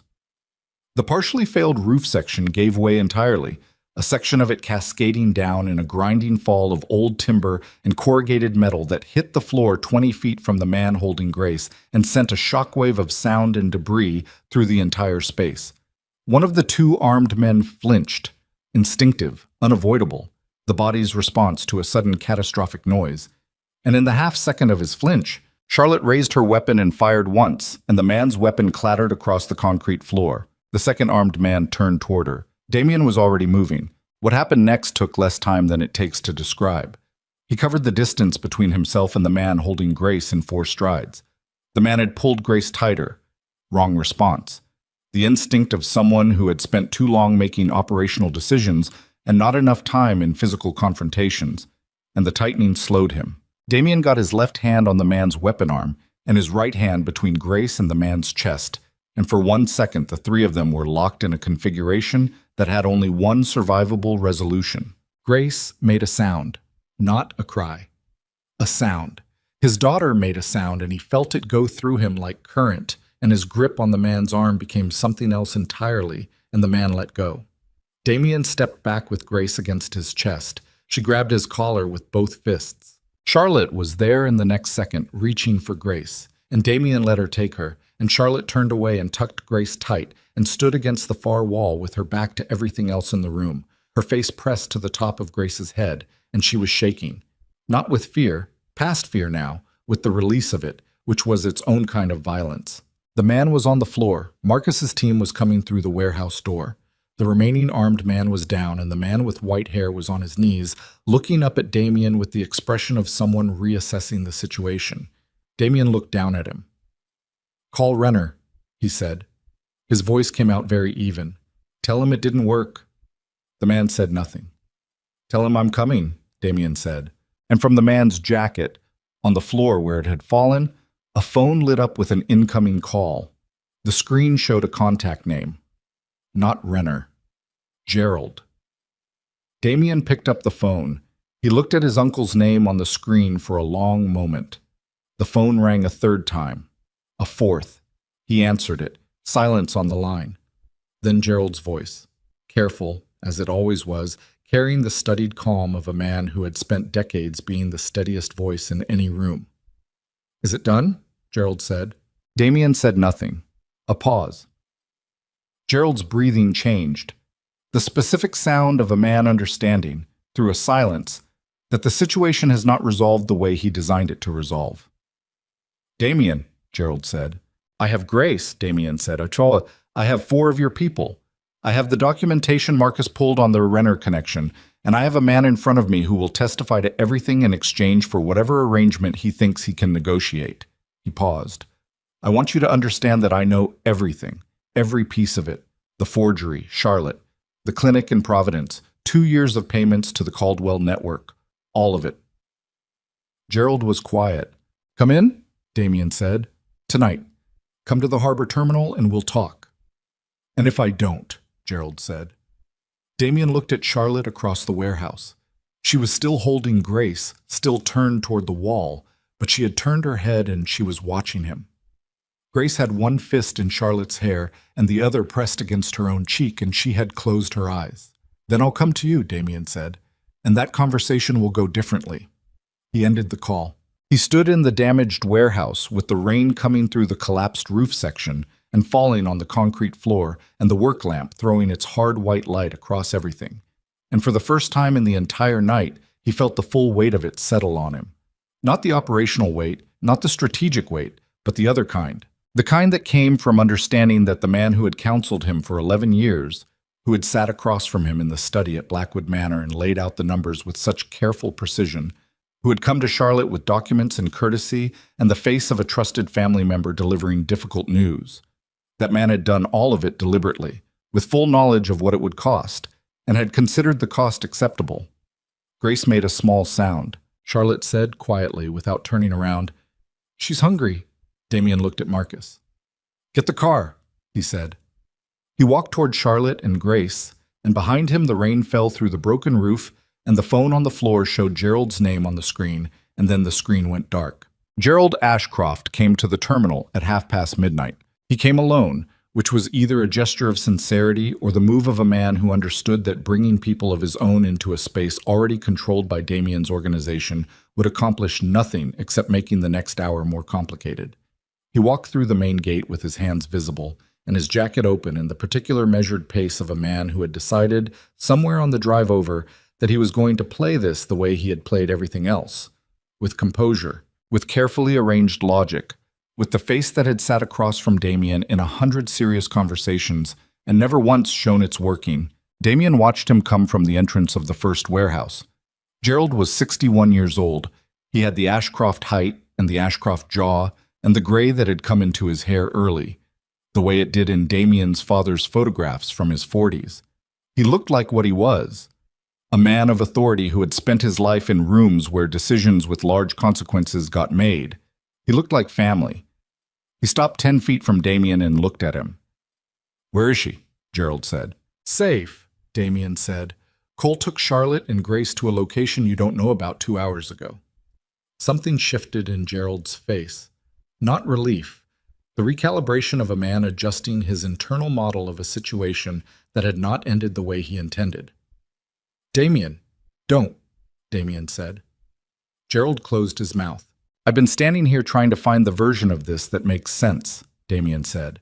"The version where there's a reason, something I missed, something I failed to understand about the situation that made what you did the logical outcome." He looked at his uncle. "I can't find it."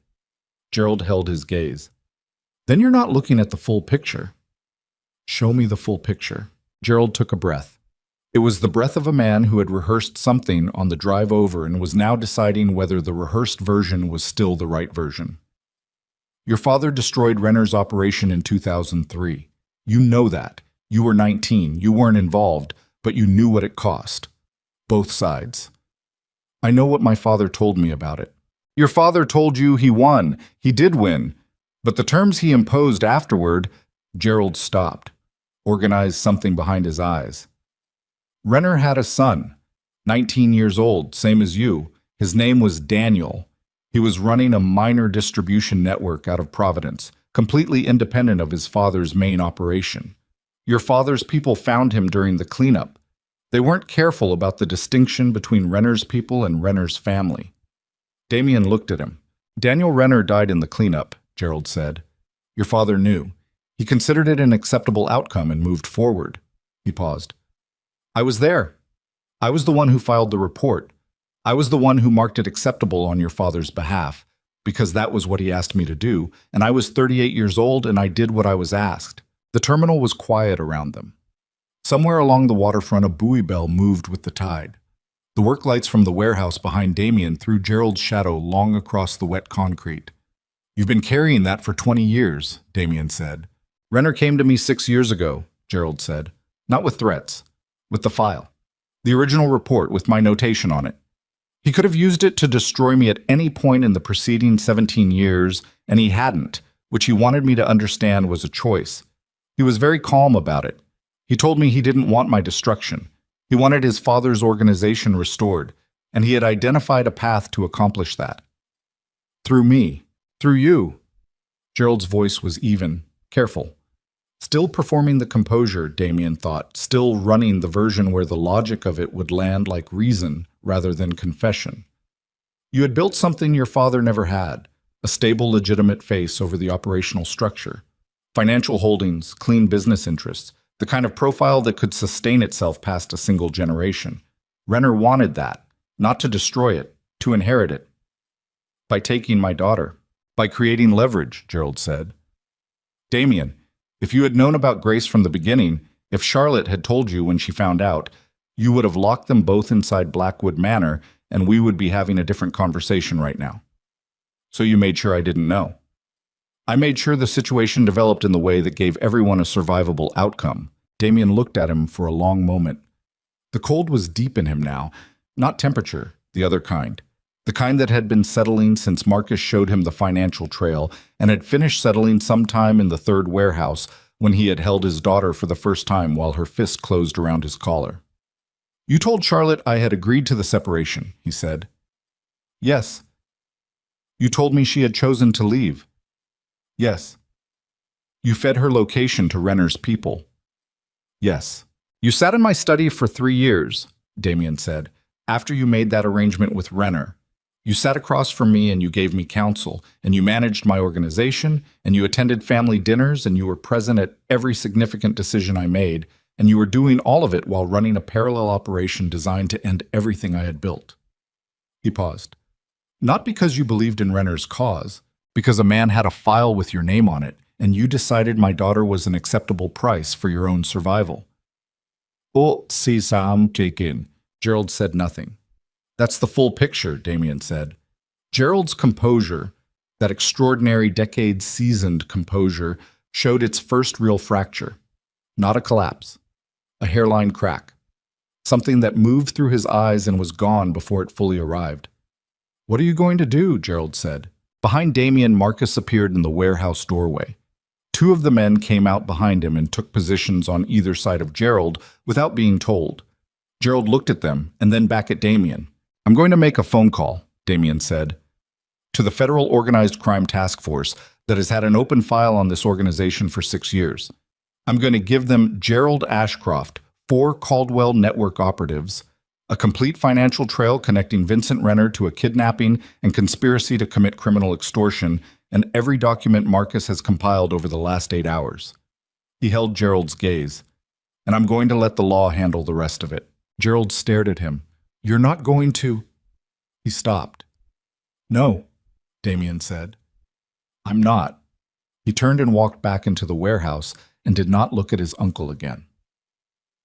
The federal call was made from the terminal at 1 in the morning. Damien gave them enough to move immediately. The operatives in custody, the physical evidence, the location. He kept his own people's names out of the initial conversation, which the task force agent on the other end accepted without enthusiasm, but without refusal, because what he was being handed was larger than what he was being withheld, and everyone in the conversation understood the arithmetic. Gerald was taken from the terminal by federal agents at 1:47. He walked to the vehicle without resistance. He did not look back. Damien watched from the warehouse door and felt nothing that was clean enough to name. What he felt was the specific weight of an ending that was not a victory. The feeling of a problem resolved through a method that cost more than the resolution was worth, that left behind it a different shape of damage than the damage it removed. He had trusted Gerald for 11 years. You did not get that time back. You did not get to retroactively remove the trust from the years it had inhabited. It had been real when it happened. It just had not been what he thought it was, and that distinction did not make the 11 years feel like less than they were. Marcus appeared beside him. Renner, Damien said. His lawyers will have him insulated within 24 hours. The federal case against him is real, but he'll fight it for years. Marcus paused. He's not finished. No, Damien agreed, but he's exposed. Everything Gerald was running as a blind channel is now visible. Renner's methodology, the long patience, the quiet infrastructure. It only works when no one knows it exists. He looked out at the waterfront. He'll be careful for a long time. And when he stops being careful, Then we'll have another conversation. He pushed off the door frame. Get everyone out of here. Clean the terminal. I don't want any of our people on site when the secondary federal team arrives. Already moving, Marcus said. He hesitated. Damien, for what it's worth. Damien looked at him. I should have found the Renner connection earlier. The Gerald connection. I should have... Stop, Damien said. Not harshly. Gerald was good at this. He'd been doing it longer than either of us knew. You found it when there was still time to act on it. That's enough. Marcus nodded once and went. Damien stood alone for a moment at the warehouse door and looked at the harbor. The rain had thinned to almost nothing. The water was black and moved with the slow, particular motion of deep water responding to distant weather. The cranes stood over everything, enormous and still, holding their positions in the dark like something patient waiting for a purpose. He thought about Grace's fist on his collar. He thought about Charlotte's face in the apartment doorway. One eye, dark and still, working through the calculation of whether to let him in. He picked up his phone and called Cole. How is she? He said. Cole understood who he meant. Asleep, both of them. Charlotte fed the baby about an hour ago, and they're both out. Good, Damien said. Stay there. I'll be 2 hours. He walked out of the terminal into the thinning rain and got in the last vehicle and sat in the back and said nothing for the entirety of the drive.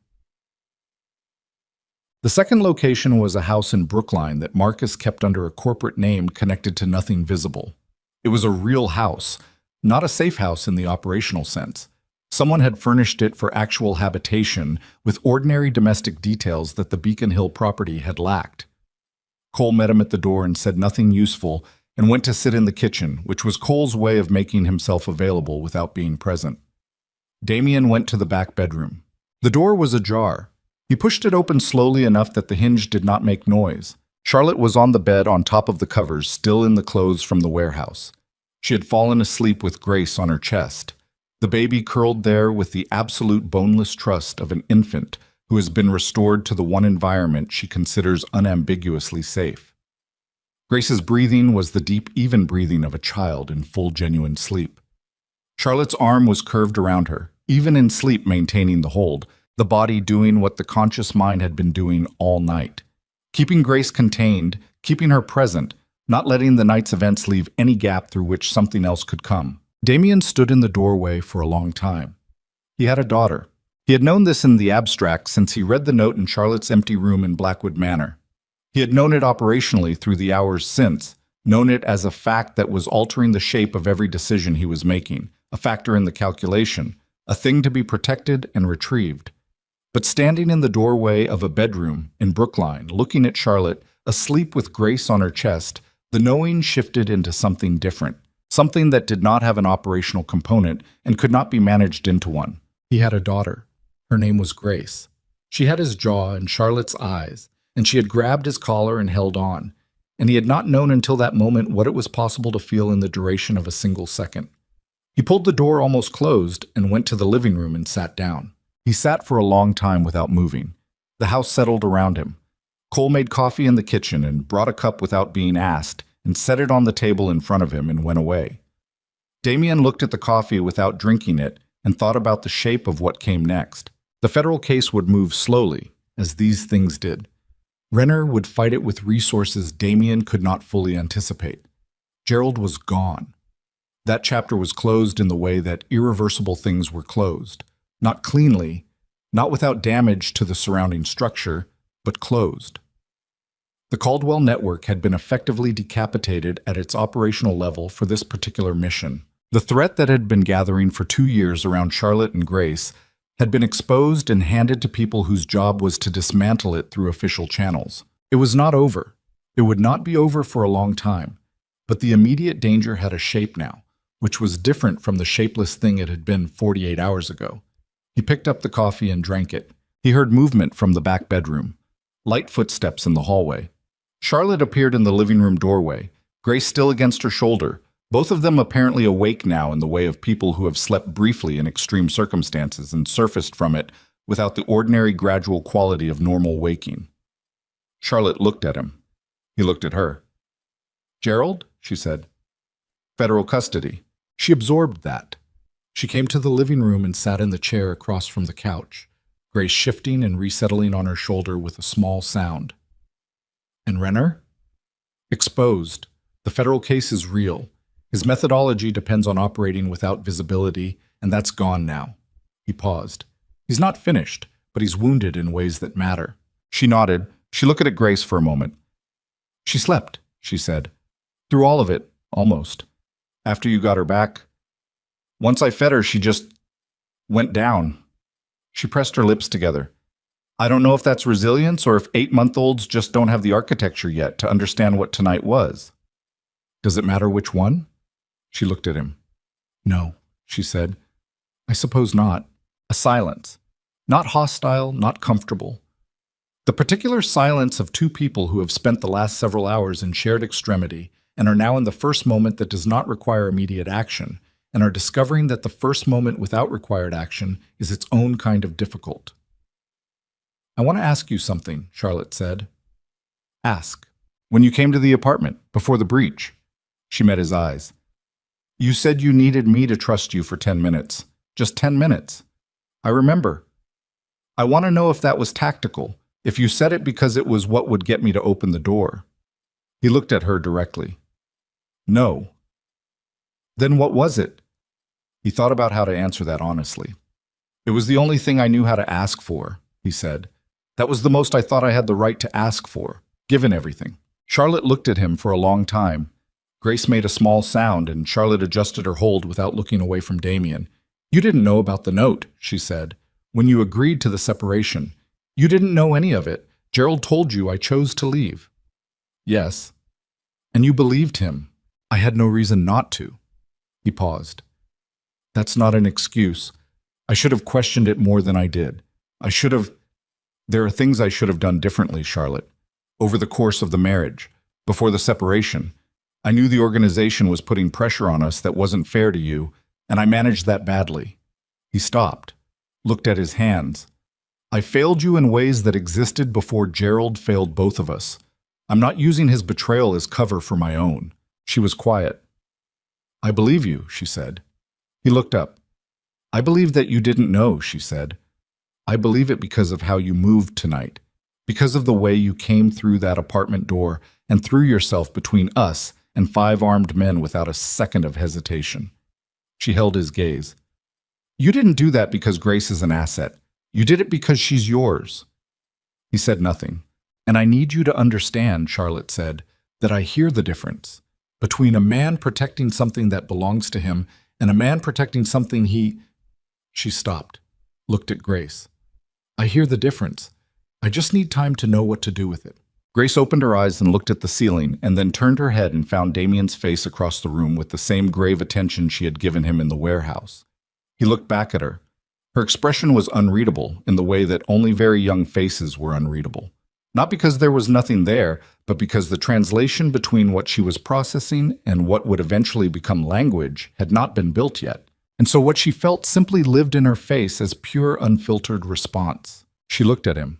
She looked at Charlotte. She looked back at him. Then she reached one arm out in his direction, not reaching for him exactly, not with the specific intentionality of a child who knew what it was doing, but the gesture was oriented toward him, and it was unmistakable in its orientation, and it went through him like a blade. Charlotte saw it. She stood up, and she crossed the room, and she sat beside him on the couch, and she held Grace out toward him. He took his daughter. Grace settled against him with the animal certainty of a creature that had made a decision and was done making it. One fist found his jacket lapel.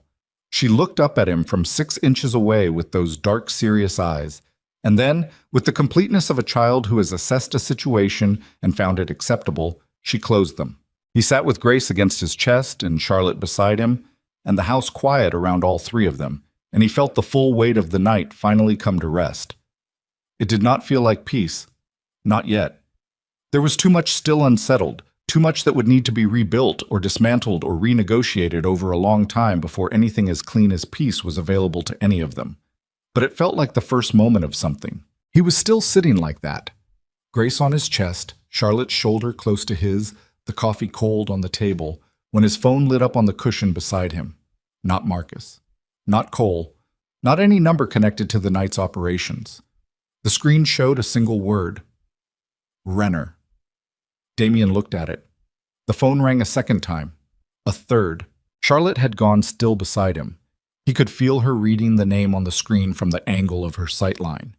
He felt her go still in the specific way of someone who had believed 2 minutes ago that the worst of it was over. The phone rang a fourth time. Damien picked it up. Damien answered the call. He did not speak first. He waited, the way he had always waited in conversations where the other person had chosen to initiate. Let them set the opening. Let them show what they came with before you show anything of your own. Vincent Renner's voice was older than he had expected. Rougher.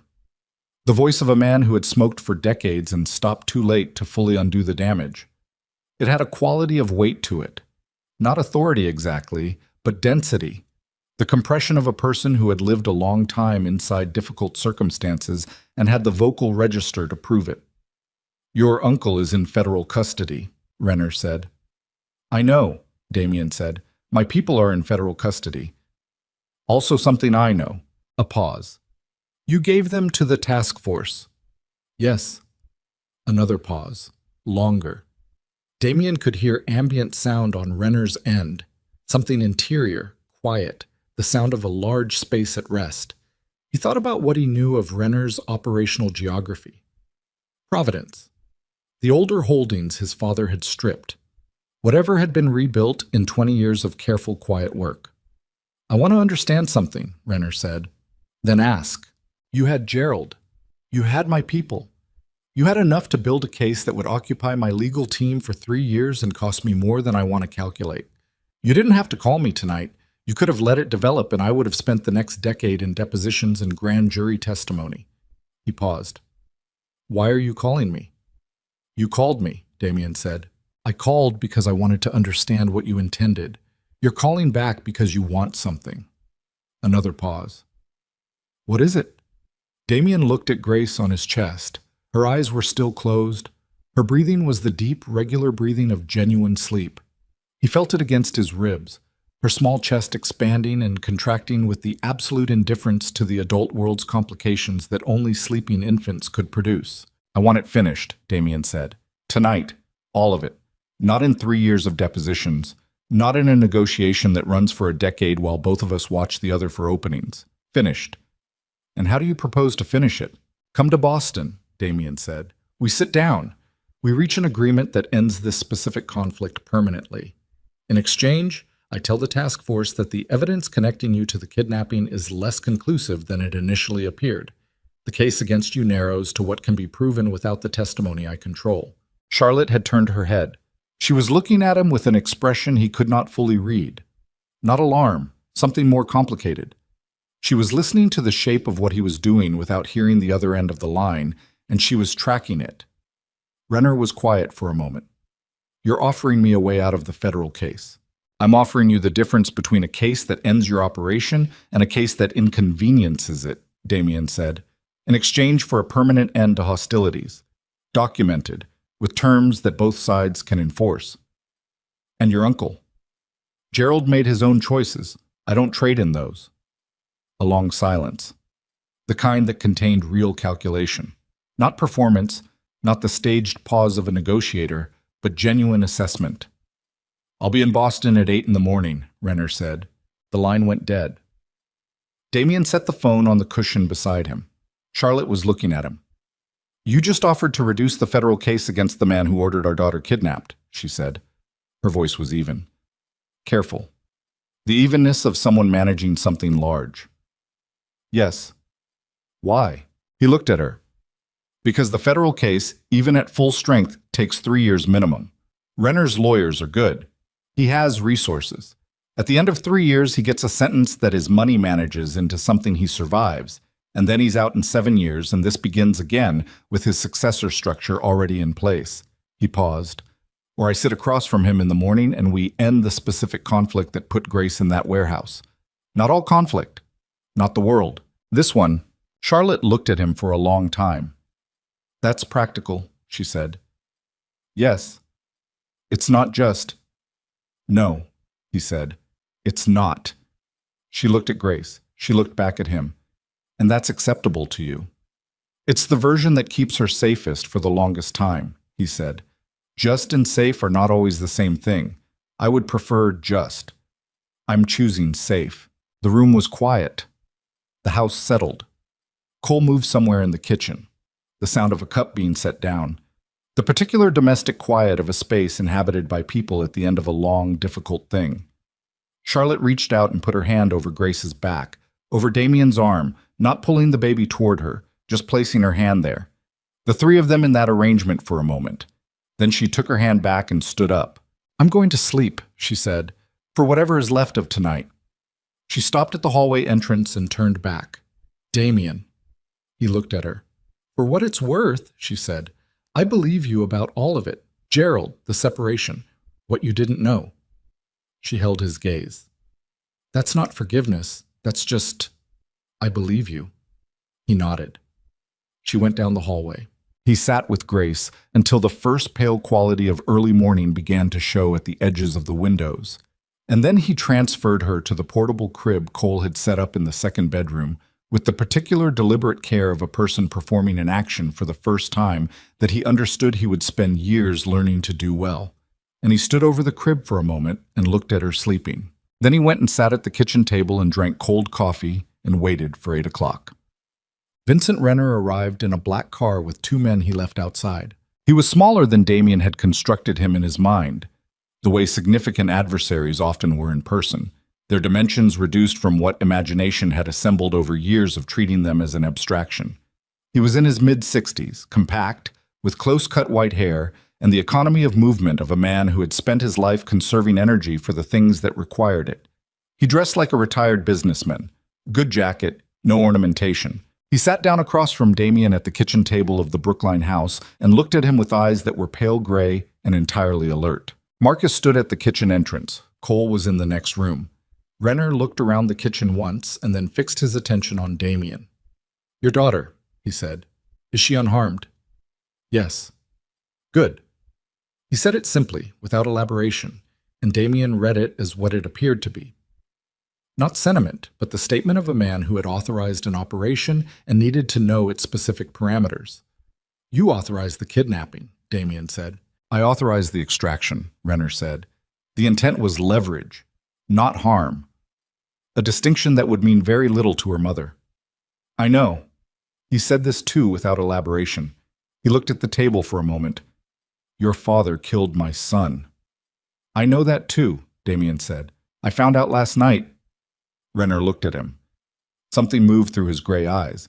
Not surprise exactly.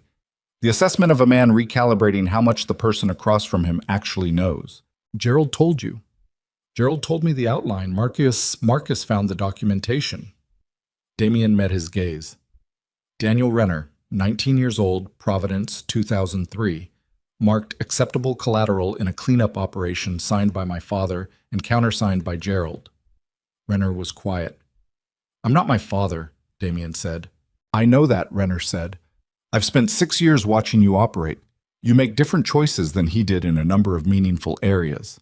He paused. That made this harder, not easier. It would have been simpler if you were more like him. Because then the moral calculation was cleaner. Because then I didn't have to consider that I was doing to your daughter approximately what your father did to my son. He said this with the flatness of a man stating a thing he had argued with himself about for a long time and had not fully resolved. Daniel was not involved in my operation. He was peripheral. Your father's people didn't distinguish. He looked at his hands briefly. I told myself Grace would not be harmed, that the operational plan kept her safe while the leverage ran its course. I told myself that enough times that it started to sound like a reason instead of a justification. Damien said nothing.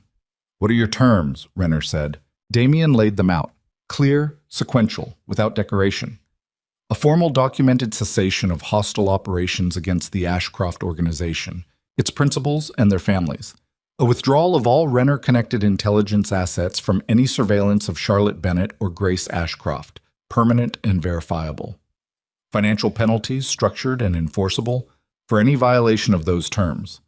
In exchange, Damien's cooperation with the federal task force would be calibrated to produce a case against Renner that was real but survivable, conspiracy charges without the kidnapping enhancement, which was the difference between a sentence that ended a life and one that interrupted it. Renner listened to all of it without interrupting. When Damien finished, Renner looked at the table for a moment. "You're not asking me to give you the ports," Renner said. "No. Your father took them. Most people in your position would see this as an opportunity to formalize that." "I don't want your ports," Damien said. "I want my family left alone." Renner looked at him for a long moment. The pale gray eyes were doing something that Damien, in another context, might have called recognition, the specific expression of a person seeing in someone else a quality they had not anticipated and were now adjusting their understanding accordingly. "All right," Renner said. He reached into his jacket and produced a folded document. His own lawyers had drafted something, which told Damien the call last night had not been as spontaneous as it had sounded, that Renner had come prepared for exactly this negotiation because he had understood, when the evening's operations failed, that this was what the morning would require. They worked through it for 2 hours. Marcus was at the table by the end of it, going through the language with the precision that made him worth every complicated thing about having him in the organization. Cole brought coffee at some point that everyone drank without commenting on it.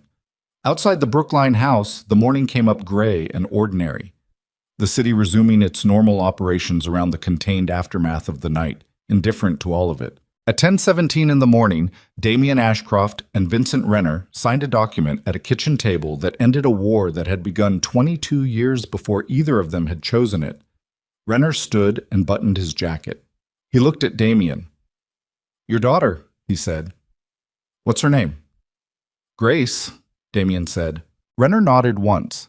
There was something in it, not absolution, nothing as clean as absolution, but something that lived in the same territory.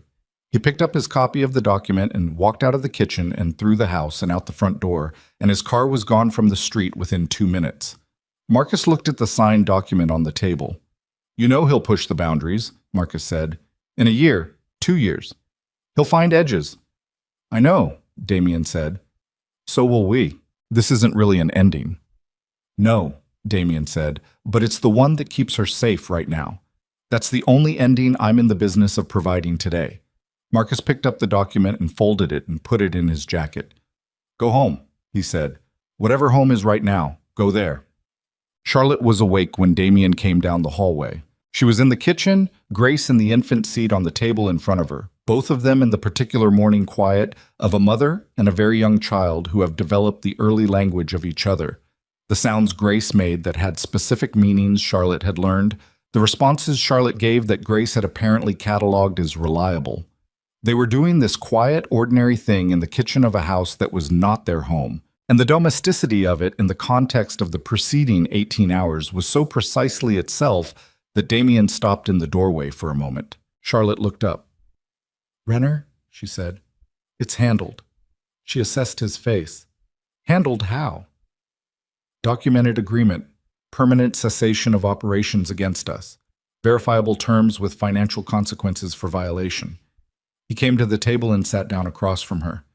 "He's not finished as an organization. The federal case will run its course and cost him significantly. But the specific threat, the one that put Grace in that warehouse, it's over." Charlotte looked at him steadily. "You believe that?" "I believe it's the best available version," he said. "And I believe that Renner is a man who understands the value of an agreement he can enforce. The terms work for him too. That's the only kind of agreement that holds."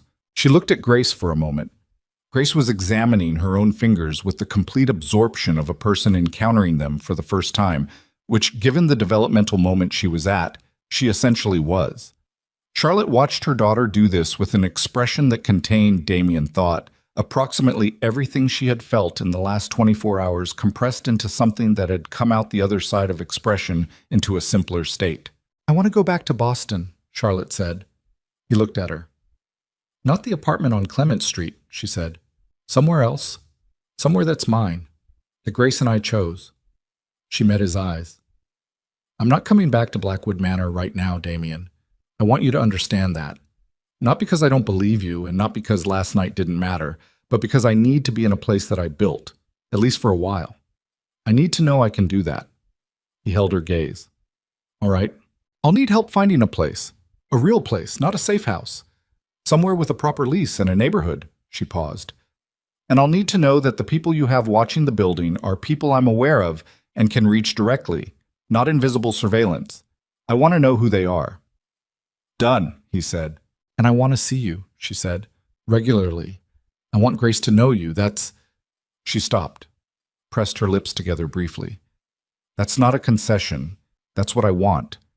I want her to know you."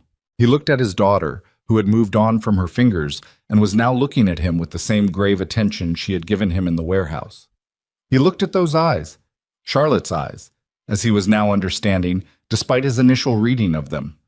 Charlotte's eyes in his daughter's face, looking at him from across a kitchen table in the early morning of a day that had come out the other side of the worst night any of them had had.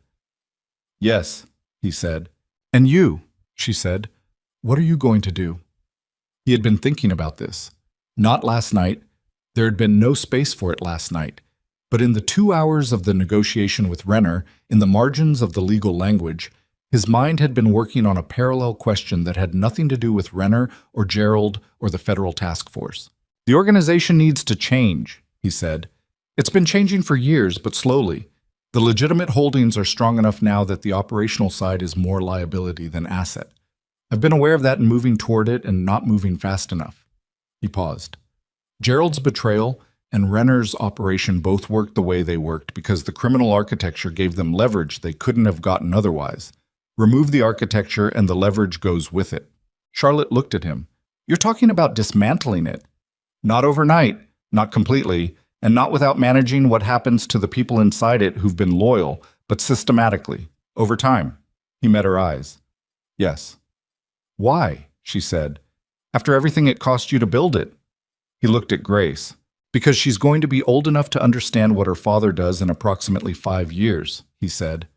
"And I want to be able to answer that question honestly when she asks it." Charlotte was quiet for a moment. She looked at him with an expression that was not the expression from the apartment doorway, not the calculated assessment of a woman deciding whether to open a door. It was something else. Something that did not yet have a full shape, but was beginning to develop one. "That's going to take longer than 5 years, she said. "I know. And it's going to be complicated. Everything about this is complicated." She looked at Grace. She looked at him. "Okay," she said. Quietly. Simply. Not a declaration, not a resolution. Just okay, which was where things actually were, which was the only honest place to start. Blackwood Manor in the weeks that followed felt different, not transformed. Nothing about the building itself had changed. The dark stone and the iron-framed windows and the sea below the cliffs going about its perpetual indifferent business. But the quality of the silence in it had changed. The silence that had inhabited the place after Charlotte left. That particular empty house silence that had nothing to do with whether people were present and everything to do with whether the space was inhabited in the way that mattered. That silence had broken. Charlotte came on a Saturday in October with Grace in a carry seat and a bag that was larger than a weekend bag, but smaller than a moving bag. And she walked into Blackwood Manor for the first time since she had walked out of it, and she stood in the front hall for a moment and looked at the staircase. Damien had been waiting in the study. He had not come to the door because coming to the door felt like pressure, and pressure was the one thing he had decided he was not going to apply. She found him. She stood in the study doorway with Grace on her hip and looked at him at his desk and said, "Show me the garden." He took them to the garden. It was the east garden, the walled one with the old stone paths and the boxwood that had been there since before his father's time, and the iron bench set in the corner where the south wall caught the afternoon light, even in October. The light was low and thin and gold, the particular quality of autumn coastal light that made everything look like something slightly older than itself. And Grace sat on the bench between them with the expression of someone encountering weather in a new way, the cool air doing something to her face that made her eyes very wide. They sat there for a while without saying much. Grace pulled at the boxwood within her reach and regarded what came away in her fist with deep interest. Charlotte watched the garden. Damien watched both of them. After a while, Charlotte said, "It's different than I remembered." "The garden." "The whole place." She looked at the walls. "I spent 4 years here, and I was always aware of what it meant. The weight of it. What it represented." She paused. "It's still there. but it's quieter somehow. I've been taking things apart, he said. The parts that made the most noise. She looked at him. 3 operations transferred to legitimate management structures in the last month, he said. 2 of the port arrangements closed. The Caldwell Network's remaining infrastructure in this region has been handed to the task force in a way that doesn't require my direct testimony. He paused. It's slow, but it's real. Charlotte was quiet for a moment. Marcus? Marcus is still here. He's adapting, which is Marcus's particular genius. He has been exactly what each version of this organization needed at each stage, and this stage is no different. He paused. He asked about you. Tell him I said hello. She looked at Grace, who had discovered the texture of the stone bench and was applying full investigative attention to it. And Gerald? The federal case had moved with the particular grinding efficiency of federal cases. Slowly, but with the weight of an institution behind it, building toward something that would take a year to arrive, but would arrive. Gerald had retained lawyers. Gerald had not asked to speak to Damien, and Damien had not reached out. The case runs its course, Damien said. I'm not involved. Charlotte nodded. She had no follow-up question, which told him she had made her own peace with that outcome or was in the process of doing so. Gerald had arranged the worst year of her life with careful deliberation. The law taking the rest of it from his hands was not justice in the exact shape she might have designed, but it was not nothing. Grace made a sound. A specific sound. Not distress, not request. But the sound Damien had been learning in the weeks of visits, the particular vocalization that meant she was satisfied with the current situation and wanted it known. He had cataloged it, the way he found himself cataloging all of her sounds, building the vocabulary of her the way you built fluency in anything, through repetition and attention, through being present enough times that the patterns revealed themselves. He reached over and put one finger in the vicinity of her fist. She grabbed it. She did this every time, with the same conviction, with the same complete absence of hesitation. He thought sometimes that this was what it felt like to be trusted by something that had no reason not to trust you. Not earned trust, not trust built on evidence, but the prior trust of a very young person who had not yet learned to withhold it. He did not take it for granted. Charlotte was watching him. She does that with you, she said, every time. Yes, she knows you. She's learning me, he said. There's a difference. Charlotte looked at him with the expression that had been developing in the weeks since Boston.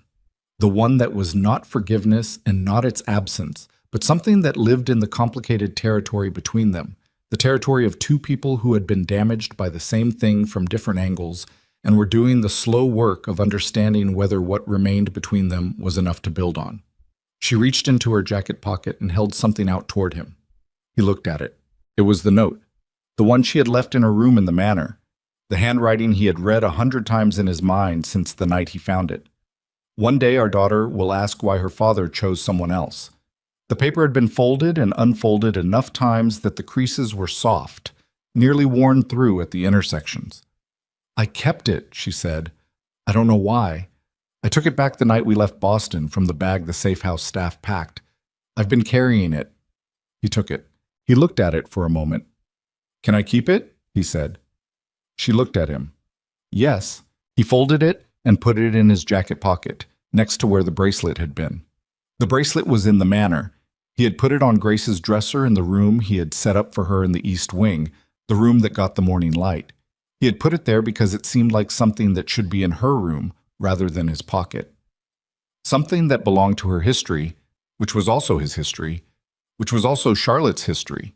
All 3 of them connected by an object that weighed almost nothing and had traveled further than any of them had intended. The afternoon light moved on the garden wall. Grace released his finger and reached upward toward nothing visible with both arms, the gesture of a child at the edge of a new capability, reaching for the next thing, the thing just beyond the current range, practicing the motion of getting there before the strength to complete it had fully arrived. Charlotte watched her do this. She's going to walk before Christmas, she said. I can tell. She has your stubbornness. She has your determination, Damien said. Those are different things.